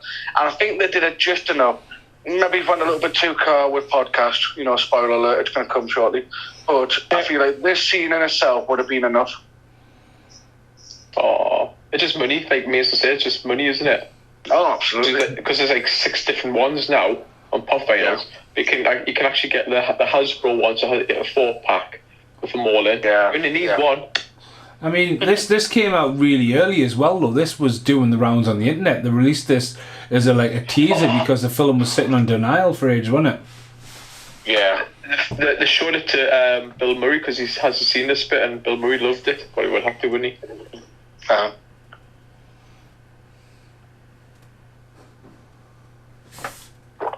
But it's just marketing, really, isn't it? You think of Stay Puff, you always think of Ghostbusters, don't you? Him and Slimer. Yeah. Well, again, I go on about Slimer, but again, to leave him out as, you know what I mean, the first film for him not to be in it, especially how big Slimer was within the cartoon series. Yeah. Do you not think they played on the fact that everyone's going to expect him, so we'll surprise you by not giving you him? I prefer that, to be honest. I don't want too much. I love it when it's like snotted slobber now and there. I don't want too much, you know what I mean? Fans service is fine, but sometimes it can be way too much. It'd be really cliche, but I would have just accepted the fact that, obviously at the very end and everything's all hunky dory, and then in the end you just see Slimer fly past. It's just almost to say, no matter what happens, you'll always be around. But why would it be in Somerville for? Well, there's your practical effects. For those who watch it after the credits. It's a practical terror dog. I see what you mean now, yeah. I just forgot about that bit. Well, I remember the scene, but you can just tell, can't you? Yeah. Because they hide in the back of it. Because there's only half a terror. Yeah. Oh. It's only half a terror dog. It's still terrible, though. It does look amazing, I wouldn't have chased him if he didn't hit me in the head with an ice cream. It's really funny that. Don't start some if you don't want some. I would have had ice cream instead. Yeah, it's a CGI, obviously. Yeah. A lot better when it fucking jumps across the road in the original. Jesus, that did not age well. Bit. Yeah. But the effects, the original is still amazing, I think. For the time. Well, that's the thing, though. When if you're a certain age, I think you can. I don't know. It didn't have to be good.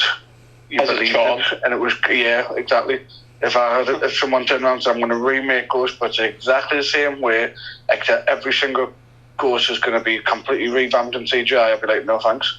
Same with Star Wars. I can watch the original Star Wars and love the shit out of that. Even though you can probably still see a couple of strings, or you can still see how silly the puppets look. It's part of the charm. Like they did with 18, they went back and CGI'd them. Can you imagine doing Ghostbusters? They just spoiled it. Well, what else did they do? They did something else like that. I'm sure they... Well, the only thing I'm thinking of is now with Jabba the Hutt. The Wanky Chewbacca. So CGI that he went from being a man to a slug. He went being from a Scottish man to a slug. Yeah, racist against Scots, I think. And Han Solo stepped on his tail, so just moved the frame up and moved it down. Yeah. Well, it's workplace bullying now, so you can't have that anymore.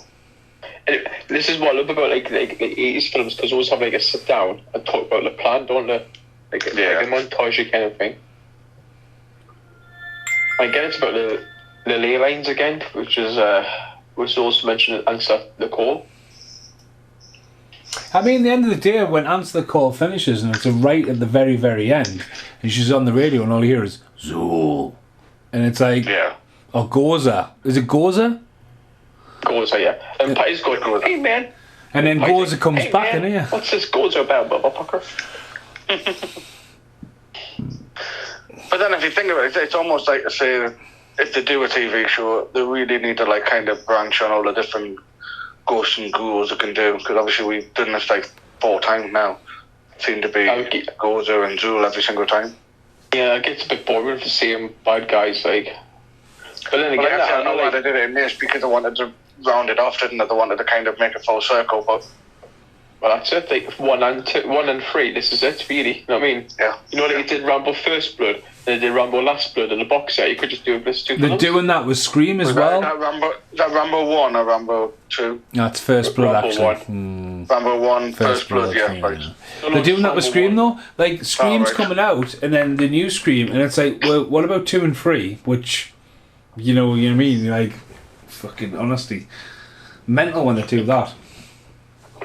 The only thing on here, Evil Shando was on for 2 seconds. And it's a big actor. Know his backstory. He's been in almost every film, though, hasn't he, of Jason Reitman? Is it J.K. Simmons or something? Yeah. J.K. That's such a weird casting as well, though. I never knew that. But I would never have put him in a role like that. But as I say, it's because he's friends with Jason Reitman. I was like, no way. He's only for like 5 seconds. Yeah. I think that's where you can kind of tell a good friends. I reckon a movie star of his caliber might have wanted more, but the fact that he can just turn around and say, "Do you want to turn up for a day? It'll be about 3 or 4 hours. Do a little quick scene for us, and then that's it." Sounds like Bruce Campbell, Sam Raimi. I bet him when Bruce Campbell's in a new Doctor Strange movie. Yeah. I tell you what, that trailer didn't hold back, did it? I haven't seen it yet. I'm going to watch after you guys. Shut up, man. Let it go spoil it, like. But it was exactly the same as the end of Spider-Man, with a couple of little bit more bits. There was fuck all in it. I see. Now this is where you fall short, mate. This is where your education fails you, because you need to know comics to really see. There's like 20,000 little details in there that is like proper like that nerdism. That like they're really going to play on every little bit of the comics there. So, as an everyday fan, you might have had that perspective, but there's some stuff in there I was like, oh, they're going to do that. See this timeline here? It doesn't have like, it has 1984. It doesn't have 1989 because obviously that was Vigo, but still should have had it because that was also the end of the world. True, yeah. So it kind of just, I don't know, it just kind of forgot about Ghostbusters 2. But again, like I say, why it would be weird, because obviously this is all about her and Goza and and Zool and that. So I'd imagine there's no reason, because the prophecy wouldn't mention anything about the second one, even though it was world end and it had nothing to do with her, did it? Yeah, I always think it's dead lame that she's just on the farm walking around to take over the world, when in the first one she's in a massive high-rise building. You know what I mean? That Evil Shando made for her. It's a bit like it's a bit of a letdown for Goza, I think. Goza, you got this big massive building. Instead, you're on a farmland. Never mind.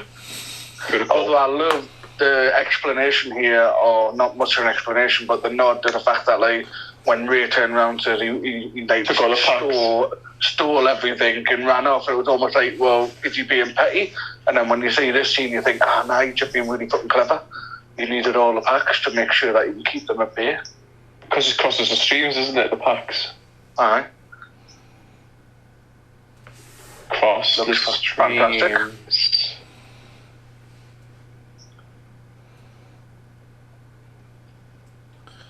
That's where the earthquakes are coming from. Even the streams look like the original 84 versions, don't they? They scanned them, didn't they? They scanned a lot of the original negatives and stuff. Yeah. Negative stuff. If I remember right, when the proton stream comes out, it actually goes backwards. It goes actually back into the wand. If I remember right, it's out of the wand. It actually goes back into the wand. I remember when the ghosts come out and going around the city and the music hits. Yellow, go back in blue. I think something like that, yeah. If I remember right, I don't know. It's probably those documentaries I watched. Yeah, I was going to say the music when the ghost comes out and just the way does it feel like magic or something? And it's just that low bass song and the spirits are swooping around the city. I always found that very eerie. Well, like I said, we had that soundtrack on the other day, and that Make Smiley Magic song is a longer version on YouTube. Just shortened it out for the first film. Right. Going back, obviously, the nitpicking side of the film, but like, was it really necessary to make an age gap between Finn Wolfhard and his lass? They look exactly the same age. I never got that. I never understand why they made that part of the story. That he would have to lie about being older. It's that sort of like, you know, that like in America, obviously, they do it a bit more smarter where you have to be a certain age to drink and all that, a little bit older. 21, isn't it? 21, yeah. I think that's really smart. I think that's the way it should be over in England. It's all. But you can make babies at 16. Fuck, man. Honestly, there's something wrong with fucking Britain, man. Fuck me, man. It's like, obviously, I'm sure, like in Taiwan, you can marry at 11 or something like that. I mean, it's not great, but if you look at the world, I think we're doing all right. Shut up, man. You've got fucking northeast bus stands at the moment. A PKI meter over here, or PKI meter toy. What other movie is that used in? Away from Ghost. Howard Paul. It's. You get a toy, but it's like blue. No. What other movie was it used in? A toy like in it. It's like when they put the orange doves on the end of the gun. Can't make it too realistic, otherwise it'll be a real life. Oh no, they did one years ago. They did one years ago with the wand before your wand. If I remember right, it was like a Matty Collector one. Right. Maybe a rights issue. Anyway, nerds. Mind you, they're going to say that I don't know if it did look more cartoony, but Nerf did a Ghostbusters wand, and it looks absolutely nothing like the wand. It just basically the only thing I'd say is it's Ghostbusters on it is the packaging. So I don't know if it's like maybe a couple of people have like tried to do similar things but not do it exactly the same. Nerf, man. I mean, what's going to be next? A Nerf Boba Fett gun? Jesus Christ. Tell you what though, I totally forgot about it until I was deleting loads of emails the other day. I did actually pre-order the Alien pulse rifle. Did you? Yeah. I do think I really need to find someone who can paint really well. I feel like it looks good, but it is very bright yellow and that. I want someone who can do a realistic take on what the pulse rifle would look like. I'm sure we know someone, don't we? Do we? Yeah. In the movie group. Hurricane Rain. Hurricane Rain. Oh, it's so nice that he actually does care about his daughter, doesn't he? He's been watching all her life. He had to sacrifice. God, this is sinister I'm not surprised. Well. This is where I feel like the story kind of gets wobbly, because we all know that he would have been like that. It's only her who's fucking finding out now. It's like, well, it's not really much of a story development. Sorry, I get a bit negative there. I just think the bit where the terror dog appears is very terrifying. Like, it is, but it's also a little bit like, well, how did it get down there? Did it use a pole? It just came down in the smoke, you know. Oh, so it did, yeah. Sorry. What? I got cut off. Just me getting things terribly wrong. Oh. My brain just didn't work for a second. How did the terror dog get down the basement? Did I use a pole? And Mason very correctly told us I came down with the smoke. I was like, yeah, of course I did. Oh, dear. That's what makes these podcasts good. You never know what someone's going to say. Now she's dragging up in the chair. So back to my thing before, because Paul Ray, you told me this. What other movie did Egon's Geiger meter thing appear in? Away from Ghostbusters. Oh, what the PK meter actually was in. Oh my God, Suburban Commando. That's it. And Lee Liv. Shots in Lee Liv also. At the end. Suburban Commando and Lee Liv. There's Paul Rudd coming back after a little bit of a break away. Well, my son was donuts. It did look nice, didn't it? Yeah. Here's the thing, though, and I'm not saying that it's going to sound awful because it's not like you have to look a certain way, but I didn't know until a couple of weeks ago that Paul Rudd is Jewish. I mean, a lot of big Hollywood actors are, man. It's not like a shocker. No, I know that, but like I just feel like, I don't know, they just for some reason when someone mentioned it, it was a joke that someone was talking about in an interview. It's like, how can someone hide their Jewishness as well as you have? And it's just like that. It's like Adam Sandler. Adam Sandler sang a song about Hanukkah and name checks loads of people. Do you think that's a model? That's how Hollywood's built, in it. You know, when Ghostbusters Temple's coming out, and like, or do you think that's like a model when it's coming forward, or do you think it's CGI? Looks pretty good anyway. I'd like to think a model, but I don't know. Dirt. There's another nod. I've seen a few houses around here that has bottles attached to the trees also. Yeah, it and shoes. And shoes thrown on telephone poles. You know what it is, you laugh, but there is a place in Gateshead that I went to and it actually had a pair of shoes. They see them all the time. Phone line now, just like sitting there going, that seemed really like very ghetto. Yeah, what kind of shoes would I need? I need some extra ones.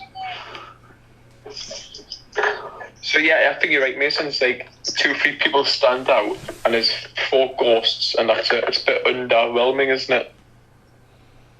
Underwhelming, opposed to underwhelming. Underwhelming, yeah. Pervy shot, pervy. And how come the suits? How come the fight suits fit all the kids? And obviously the. Because back in the day, people were shorter, Paul. Don't know that. Nah. The little Beamish joke, because everyone always says, you know, back in the day, weren't everyone shorter? I mean, let's see what it says in this though. This Ghostbusters, the kids. Do you know what I mean? Essentially, this is the new Ghostbusters, the foreman of it. Yeah. I mean, you could put the jumpsuits in the wash and wash them on a 48 degrees and maybe shrunk them that way, but it didn't show you. Nah, you gotta go 30, mate. You wanna be eco-friendly at least. Alright. He's wearing Lewis's Tully thingy-jig hat.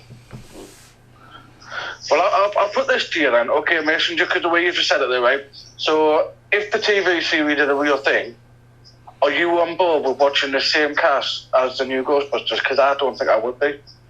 I like McKenna Grace. I like McKenna Grace is great. I think Podcast is a little bit too much, but he owns the role.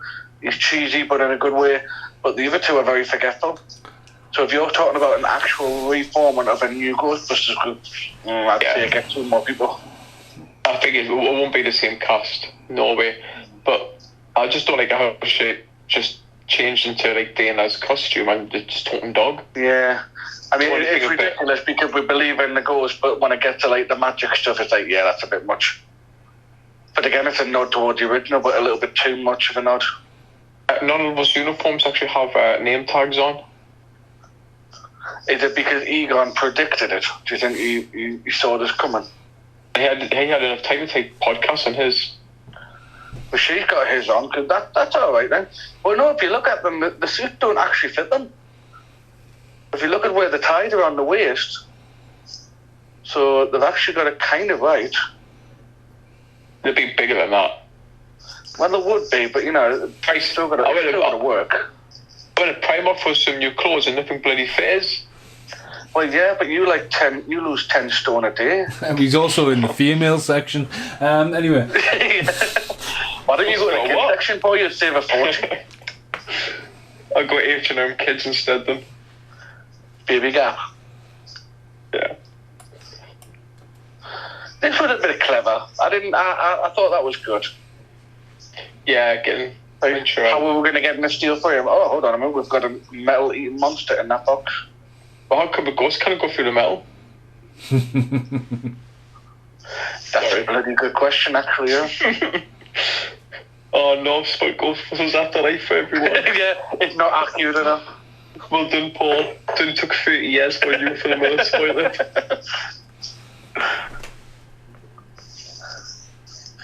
Damn it. Let us know, Carl, later on if you find out, because I know it's going to bug you all night. When Chuck can get out of prison. Right. I mean, don't get me wrong, I'm sure some nerd out there will probably turn around and say, well, actually, it was a different type of ghost. Actually, it's a Class C floating operation. Yeah, bloody nerds. I'm glad I'm not one of those nerds anymore. I'm a jock, mate. Proper jock these days. You're a twink. Excuse me? A twink.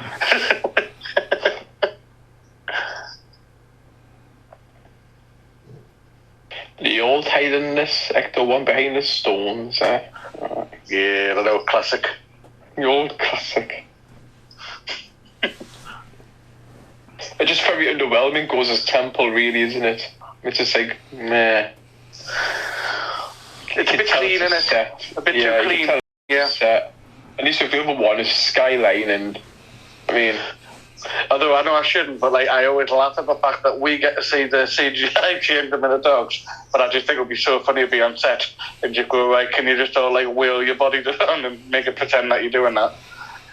It's like obviously they released the special editions on 4K with loads of extra features on it. It's got like Sigourney Weaver's audition on, isn't it? I think, which is gets like it dog and that.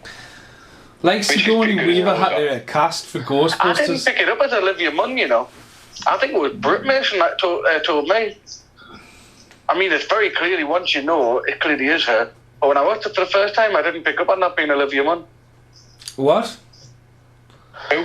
It's Olivia Wilde. The last Olivia Wilde. Who's Olivia Munn? She's another one. Aye. Who? I'll see him. So yeah, you got your minor there, which is your taxi cab. Yeah. There was also a ghost fly back in the background, but I wasn't paying that much attention. It was like a fireball. Well, that one's a cartoon, isn't it? Yeah. That one with the eyeball. Yeah. Is it Forbidden Planet today? I'm sure I had that toy, yeah. So that you press it down, the eye pops out. Yep. With a string on. I also, out of all of them, the one I always remembered was the American football player. Yeah. Oh yeah, it drops down, his back opens He up. pushed his head in and his body would flip over. The postman toilet flush. Yes. Back when toys were good. The green, the yellow beetle would turn into a beetle. Yeah. Janine's car. Yeah. Janine.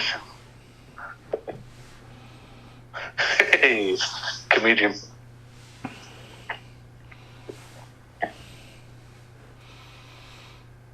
It's just very, like I said, it's just like, in the other one you've got like loads at stake here, it's just a little town.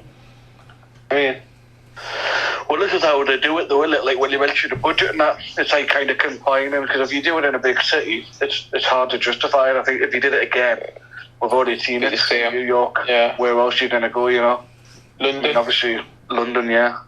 Oh no, because everything bad happens in America. Not know that. It's you and God, is you? Know what I mean, eh? Bloody hell. That's so fucking New Zealand, that. Bloody hell. Bloody hell. Stupid, mate. That's my Michael Caine, man. You're only supposed to buy the bloody doors off. My name is sense. okay. Damn it, that's masterpiece. Doesn't even look like Goza anymore.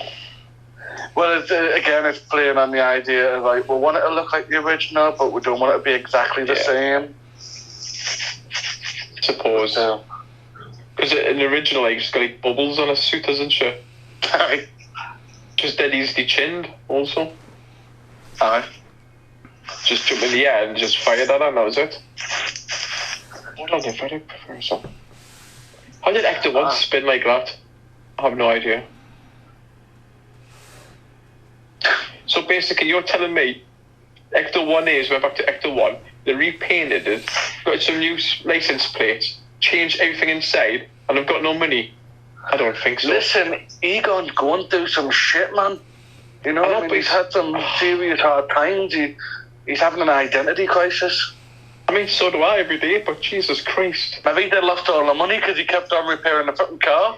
That's what I'm saying. They had lovely LEDs saying, ready for hair, we believe you. Then salad dish and stuff on top, yeah? Wait, I saw that. It looked mint. You saw that in Facility X? No. Cash converters. Aye, you got a little bit of extra cash for it. And then you went around Not paying paying it for all. a sticker. Honestly, that's the only thing that bugs us. But at the same time, though, I mean, I totally agree with you. But then, if that car had come out the barn looking Like the rough one as day. ready and that, if it had all the LCD stuff, it would have looked weird because it wouldn't have worked. So therefore, I really like Ecto 1A. I don't know what it is. It's just spruced up. But I love movie cars anyway. That's one thing I love is movie cars. yeah. Feel like Nick Cage's Knight Rider. Ha! I'm sorry, Nick. Nick, see, in the world that we live in now, though, it's all all fun and game. But in a world that we live in, I could totally imagine Nick Cage playing Knight Rider, but also playing Kit. What do you think of that Nick Cage film that's coming out, where he plays himself? I think he's I think he's probably got himself back on top to where he's fine just to now take the piss out of himself. Yeah, definitely. Ecto 1 always looks better in a night. Yeah. Sirens and the lights and stuff. I tell you what the best Ecto 1 ever had was the Playmobil one. Yeah. The attention detail on Playmobil is actually better than the toys these days. Oh, 100%. My DeLorean meant. Where'd your kids, Marty? Although it's hard now because I've got the bonnet structure that is from the third film. But it's a the worst one. So I've already stuck it on, and so therefore it's kind of hard to play off on the...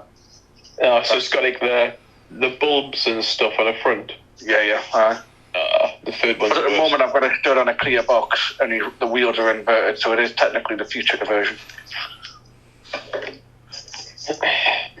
Basically, she's just doing what her granddad did, didn't she? Well, this is it though. Maybe he was just having a bad day, but Egon's like fucking genius, right? They didn't really explain why it didn't work, did it? Or did I miss that bit? It did, yeah. Did it explain why it didn't work? There's not enough power. Wasn't enough power, right? Yeah. Sure, they need the proton packs, don't they? Yeah. Oh, yeah. How many traps did it actually have with Ghostbusters? There must have shitloads. Well, this is where they lost all the money in it. Building They traps. got proton packs and You end up buying loads of proton packs.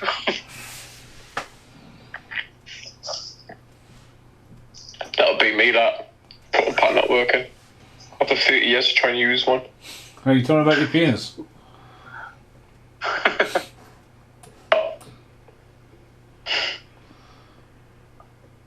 Where did the stay push come from? Were they just like joyride that whole time? Because it's been quite a while, hasn't it? And then the Ecto one wasn't anywhere near that. Yeah. Walmart. It's just a fun little thing, isn't it, for the kiddies? Well, this is it, because you had to give something for a podcast to do, can't you? If you think about everything that goes down now, other than what he's doing now, he didn't really do much, so it's just a way of saying, hey, you don't have to be involved. She didn't even shot a proton pack on right. Bloody woman, honestly. It just fell on the floor. Shit's going down now. Packs are really good, though. Oh, that's great. CGI and normal. Practical. Now, we know something's coming up shortly. Do you think we needed a scene beforehand? Yeah. I still think it's a nice reveal. I feel like I can probably say it for myself, most of us were expecting something like this. But I don't know, actually. I think I might have liked to see a scene of Ray reaching out. Yeah, on the telephone. Yeah, like What, maybe it's to Winston? By them and just saying, actually, no, we're not interested, but then obviously... No, I want to see Ray pick Peter and Winston up to the airport, yeah? Get on a plane for 2 hours, complain about. There we go. No, I think it's really good. It's just right. I think like it's not overdoing it. I do reckon you are right. That this is the last time you see them together, which is really good. To be honest, like. And exactly, there's nothing more you want to see from this. I love it when Although, I would say that like Ernie Hudson and Dan Aykroyd, let's see if I can put this right, they look pretty accurate as older Ghostbusters, whereas Bill Murray, he just looks so much older, and it's almost like it's harder on the eyes, I think. Bill Murray's never looked young though. His hairline's never looked young. Oh no, I mean if he died tomorrow, he would look pretty much the same. Yeah. Winston looks alright, to be honest, like. Winston, the one who always gets forgotten about. And I'll tell you what though, now Jim, for him, he's been making a fortune in Comic-Con for years. Yeah. He's got his tash. Ghostbuster. Aye. It is good having them all back, like. I say it's a good farewell. I was actually in tears out of pictures. I don't care if someone calls. You almost didn't want to talk about this the next day when you came back. You were still like emotionally traumatized a bit. You. I was. Notice how they didn't just cross the stream; they touched tips as well. Why? No. You can't blame doing that. I wouldn't know, mate. That's what I've got glasses for. That was it. That was a Ghostbuster crossing streams. Hector 1 getting back again. But yeah, I think like it's just nice to see them all three of them together. Like, yeah, they were never in there. Can pull off. They were never. These guys were never in another film together, though, were they? Nah, don't think so. But even when they did the video game, they're all in different rooms recording and never seen each other. It's sad, but I think we're also falling into the trap of, when you're movie fans and you just think everybody's always good friends and that. But as much as I think they were good friends, I do think, like, obviously once you wrap a film up, actors will tell you now these days, you're so close for like 6 months, and then you'll say, "Oh yeah, we'll meet up again," and sometimes they just don't speak. But these guys were on SNL and stuff like that, weren't they? So, well, this is it. That's why I think with Egon, with Dan Aykroyd, here comes Egon now. In fact, I make his there you go. There he is.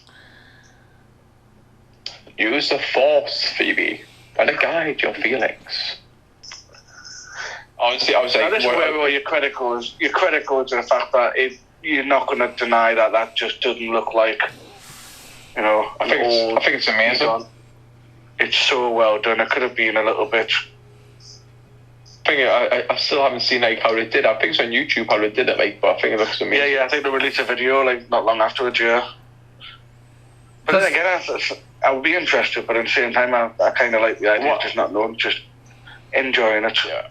But why has Ghost Egon got his Ghostbusters uniform on when he get worked by the other ghosts get picked on? It's just a movie. Hey, we haven't had that for a while. Yeah, that's a phrase I haven't heard in 5 months. 5 months. Bill Murray's reaction. Yeah. See, it doesn't look like Harold Ramis, but it looks like Egon would look, if you know what I mean. Because Harold Ramis got quite big. Obviously, no knock at him, but the real Harold Ramis was quite a chunky figure before he died. But I think they've obviously made him a lot thinner. Because Bill would bring all those donuts over. But this is it. But then there's also the fact that, are we going to say that Harold Ramis is one of the only ghosts in the franchise to pass over peacefully? Because obviously the only ghosts we ever see are the ones that are all demented and just kind of mental. Whereas from the moment Harold Ramis died, he was very much at peace with dying. So it's quite a nice touch. I mean, Egon, Harold Ramis. The bit with the stay puss. Yeah. Well, yeah. Sorry, yeah. No, so Egon, in the terms of like the fact that he's a good spirit and he's clearly got everything put together. That's what they normally say. Unfinished Business, don't they? Like off Ghost with Patrick Swayze. Yeah. So that's how they know the Ghost histories through Ghost, the movie. It's the same when the Stave Push get burnt there. It's an homage to the original Stave Push, isn't it? When his face explodes in the background. Oh, I was when Ray's face, man. Honestly, I was just like, I'm gonna cry. Well, this is it because he like just looks good. But no, there is an old law about if you're buried after you've died and you're not whole, so like they split your body up and stuff like that, is that you can't go to heaven, and so therefore you're kind of left to roam the earth for eternity, and that's where they tend to get the idea that evil spirits, because by a couple of decades you just go mental. And they used to put pennies in people's eyes when they died to give over to the gatekeeper, didn't they? The gatekeeper, hi. Or whoever we call him, Steve. I know what he's called. Steve. Hello. Man, I've got a bit of hot chocolate later on, like Peter just reminded us. Are you a hot chocolate and milk or hot chocolate and water? Hot chocolate, water, and then milk on top of it. Good. Or cocoa as you guys, everyone's call it. You guys? We're American now. Oh, nothing. I took a tablet way too early. I fucking knew it. Yeah. I'll be asleep by 9 o'clock tonight, like. Right, man. Early bird gets the worm. As long as you don't lie around too long and play with your worm. Wow. See, this is a bit stupid. I'll say this is stupid. Alright. Going back to His the face first is one. perfectly clean except everything else. Come on.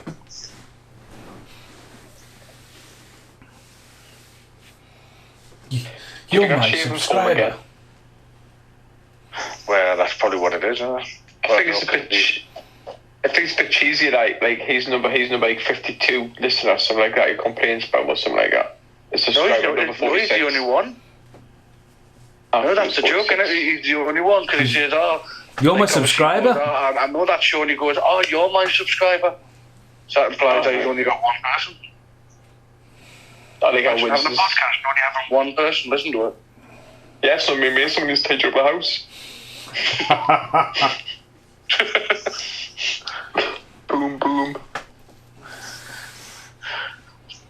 Now, obviously, we all know the massive reason why, but do you think it was a smart move by having them be mute? Oh, yeah. I don't know. I think they might have got. I mean, they can do so many things these days. But he recorded a lot of dialogue for the video game, which the common watcher will not play the video game. So they could have maybe, you know, like the amount of stuff they can do with like voice actors and stuff like that. Luke Skywalker in The Mandalorian, when he talks and stuff like that, that's actually not actually Mark Hamill. That's like the computer generated. Yeah. Which is amazeballs. But again, you're right. But then Zool talks. Through the ghost. Zool. There's too much love, Paul, that's what it is. Okay. I actually do believe Dan Aykroyd is actually crying there. Yeah, this is definitely. But it's a big send off to everything. Do you know what I mean? Paycheck. Gone to heaven. Now the only thing is, I didn't like is where it says for Harold, which is all right. Maybe at the end of the film, not bit too much straight away. Yeah, a bit too early. Oh, did you see that? With the dust, it changes into the Ghost logo. Oh yeah, The original. Yeah, I've noticed that before. That's cool. I didn't notice it when I saw it at the cinema, but I think someone pointed it out online. So when I watched it a certain time, I was like, "Ooh, nice sharp eyes." That's how I learn things now. I watch films to enjoy them, but then like after I've watched them, I'll go on YouTube and it'll be like 53 Easter eggs you missed in this film. They did that. How do you watch a film and enjoy it? They did that with Scream though. It came up straight away for Wes, and it was like, that's a bit too Ghostbusty. Yeah. I think Actor 1 should have been a bit more full of a shot going across a bridge, like in the first one. Yeah. So just at the top. Oh, there we go. Rest in peace, Ivan. You did a good job, mate. Oh, yes. Bless them. Thanks for all those movies. The movie memories. I was good today when you mentioned it, Mason. Was it 7 o'clock or something this morning? No, mate, I was at work, like, I was up at 5. My screen. So I had to zoom in. I was like, what the hell? I was like, oh, So he wasn't reportedly ill, though, was he? Because, I mean, dying in your sleep almost says that you've gone naturally, but then 75 is not tremendously old. But Meatloaf I don't think 75 is your dying in your sleep kind of age. Yeah, well, he didn't look ill or anything, but Meatloaf didn't take any COVID thingamajig. Meatloaf was fucking knackered, though. He's bloody lucky he got as far as he did. Bless him. Yeah. It was a Blu-ray, no, it would have been DVD back in the day, where it did live shows, but it also did a lot of behind the scenes.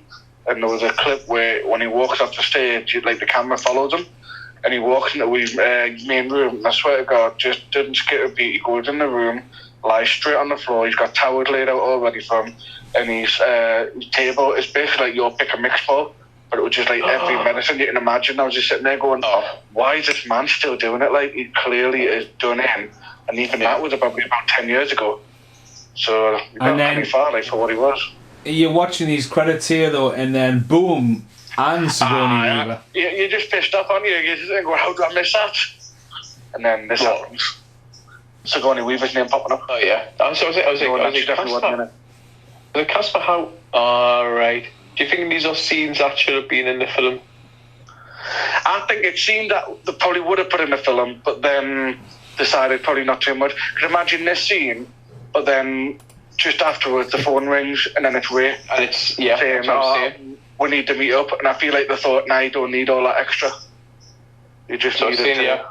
Well, it spoils the surprise of Bill Murray, because he's like, let's put it this way, when they turn up, Bill Murray is the money. They're in the suits, and like, no disrespect to Ernie Hudson, but you're right, this scene looks like it could have taken place not too much after Ray's shop, and you know what I mean, but then Sigourney Weaver needs to turn up at the end, so like, technically, you know what I mean. So, but again, where's Oscar the kid? Do you know what I mean? That could have been. A lot of people asking where Oscar is, but then again, would it be too much to add him into the scene? Is it necessary? This is a nice little. But Sigourney Weaver, though, she did exactly the same thing in the Girls one, where she turns up. There's a scientist randomly at the end. Yeah, she did. All right. So would Oscar be one of the new Ghostbusters? Nah, you expect that, wouldn't you? Well, yeah, but then if you've been brought up thinking you nearly died because you got adopted by a George, I think you'd have a bit of an interest in it. Now, Josh Gad did a voice of Munch, I didn't know that. As we roll into... That always makes me laugh, though, that. Like, what was it? Matt Berry. He did the voice of an android in Boba Fett, and I just sat there and goes, but really, though? it's like literally not your voice. Like, it is, but at the same time, it's like... what was it? Someone turned around and said, he's on SNL. Bill Hader. Bill Hader. He did like a droid in Star Wars, and I went to look back at it, and it was literally like R2D2. I was like, I'm not being funny, like, but did you really get paid to go on the mic and go do do do do do do do? A lot of people just do it just for paying actors just to put a name on it. Exactly. Or the big fans, you know what I mean, and just get roped into it, don't they? Hey, the mold shop supervisor could be a relation to you. You're called Brian Ray. Now, that's a name I've not seen ever. But then someone got a job of Dolly Grips. Just like, did someone like not have any talents? And that's what I was on about before, where all the credits come up as they're leaving, and it's like, the music's playing, and as I said, times have changed now, where people are like, it's part of a union, do you know what I mean? I've got to have the names, but like, let's talk about this ending coming up. I don't rate it. I think the Annie Potts thing, deleted scene with a coin, the reveal that this is a summit that I personally think was designed for maybe Rick Moranis. I just don't get it. I don't get the Winston being a big wig kind of thing. I just don't. It doesn't float with me. I think they're trying to be funny because he was like the bouncing kind of job guy, whereas all the other ones were PhDs. Winston was the guy who didn't really. He was like a grafter. You know what I mean? He jumped from job to job. So I think they were trying to be funny by saying, of all of them, he's the one who became the multi-millionaire. I know, but I agree with you. I don't think it's necessary. This end scene is a little bit of a good nod, but it's not necessary at all. I mean, it leaves it open as well with the trap, you know what I mean? Because Casper said, Slimer's in the trap. I just don't... I don't know, it leaves it open, but does it need left open? It doesn't. I think just closing the door with this would have been fine. Yeah. I agree with that. Everything has like these scenes on now, don't everything we watch now has like this then credit scene, you know what I mean? You just expect it now. But then some don't, and then you feel like... the deleted scenes, though, I think they're just reusing stock. It's not a thing of the end credit scene anymore. It's just a scene that they've already filmed and we're sticking in the end. Can you guys remember when movies were on TV and it overran, they would just cut the credits out within 5 seconds? Yeah, it would be great. It would come down like next on the channel. Boom. Yeah. I mean, I didn't know for years that Skeletor turns up at the end of Masters of the Universe. I mean, Flash... I was going to say when I was a kid, I very much didn't know end credit scenes were a thing like... I mean, if you think of it statistically, if you look at anything from the 80s, how many 80s films had an end credit scene? Flash Gordon. Not that many. Flash Gordon. So how was your revisit watching He-Man then, Mason? Honestly, that is on the cards. That is a podcast for Maybe's Us. I mean, Big Dave wants to do more podcasts with us. As I say, it was just something throwing out there. I think we've got a short list going forward, because essentially this is I would say the third season of It's Just a Podcast now with us, because we've done a fuckload of them, to be honest with you. But again, it's just been all about... Season 1, just bloody Police Academy. That was 1 week. Yeah, that was a hard working week, that for you, Mason. I could never watch Police Academy again after that week. That was a lot, that. Product of lockdown, that. So how then, who's going to come up with it? Paul Ray, how many watts? Well, it's Paul Ray's job as far as I'm concerned. How many munchas would you give it? Right. Let's have a think, because I don't want to get nostalgic with it, because if that's the half the call, innit?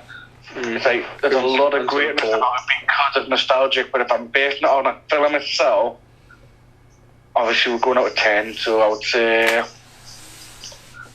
I think 7 maybe. Oh, it's pretty good, that. Yeah, I think I'm wavering between 6 and 7, but I'll be generous. I'll go a 7 munches out of 10. I mean, the film is perfect tribute. Not too much, not too little. The new age stuff is the stuff that I probably would have had the hardest time to deal with, and it's not really that bad. There's like some things that I've changed, but there's not really that much that is terrible. Easy watch as well. I mean, you don't really have to know much about the original, to be fair. So as a film goes for accessibility, I think 7 out of 10 would be a reasonable push. It's a good comeback, like, yeah. Mason, how many munchers? I'll probably agree with Carl, because I can't really give it it's definitely... I mean, I've still got a lot of love for Ghostbusters 2, because it was fucking scary. It's sinister. It's the second Ghostbusters, and again, going back to the girls one, it looks great, but again, we didn't need a reboot. We were wanting a Ghostbusters, and anyone who's played the video game, it's amazing. So for this to come along in so quickly after the flop of the reboot, and to be handled by Jason Reitman, it feels like it's in the right hands at the right time, and just goes to show that, the chit chat. I mean, it opens the door for stuff like the whole idea of Aliens 5 that we're going to do. I think this was done mega love, but also done very for the right money. Cutting out the city. The cast seems to be well done. The special effects. There's no Starbucks there. Well, that's LA, that bit.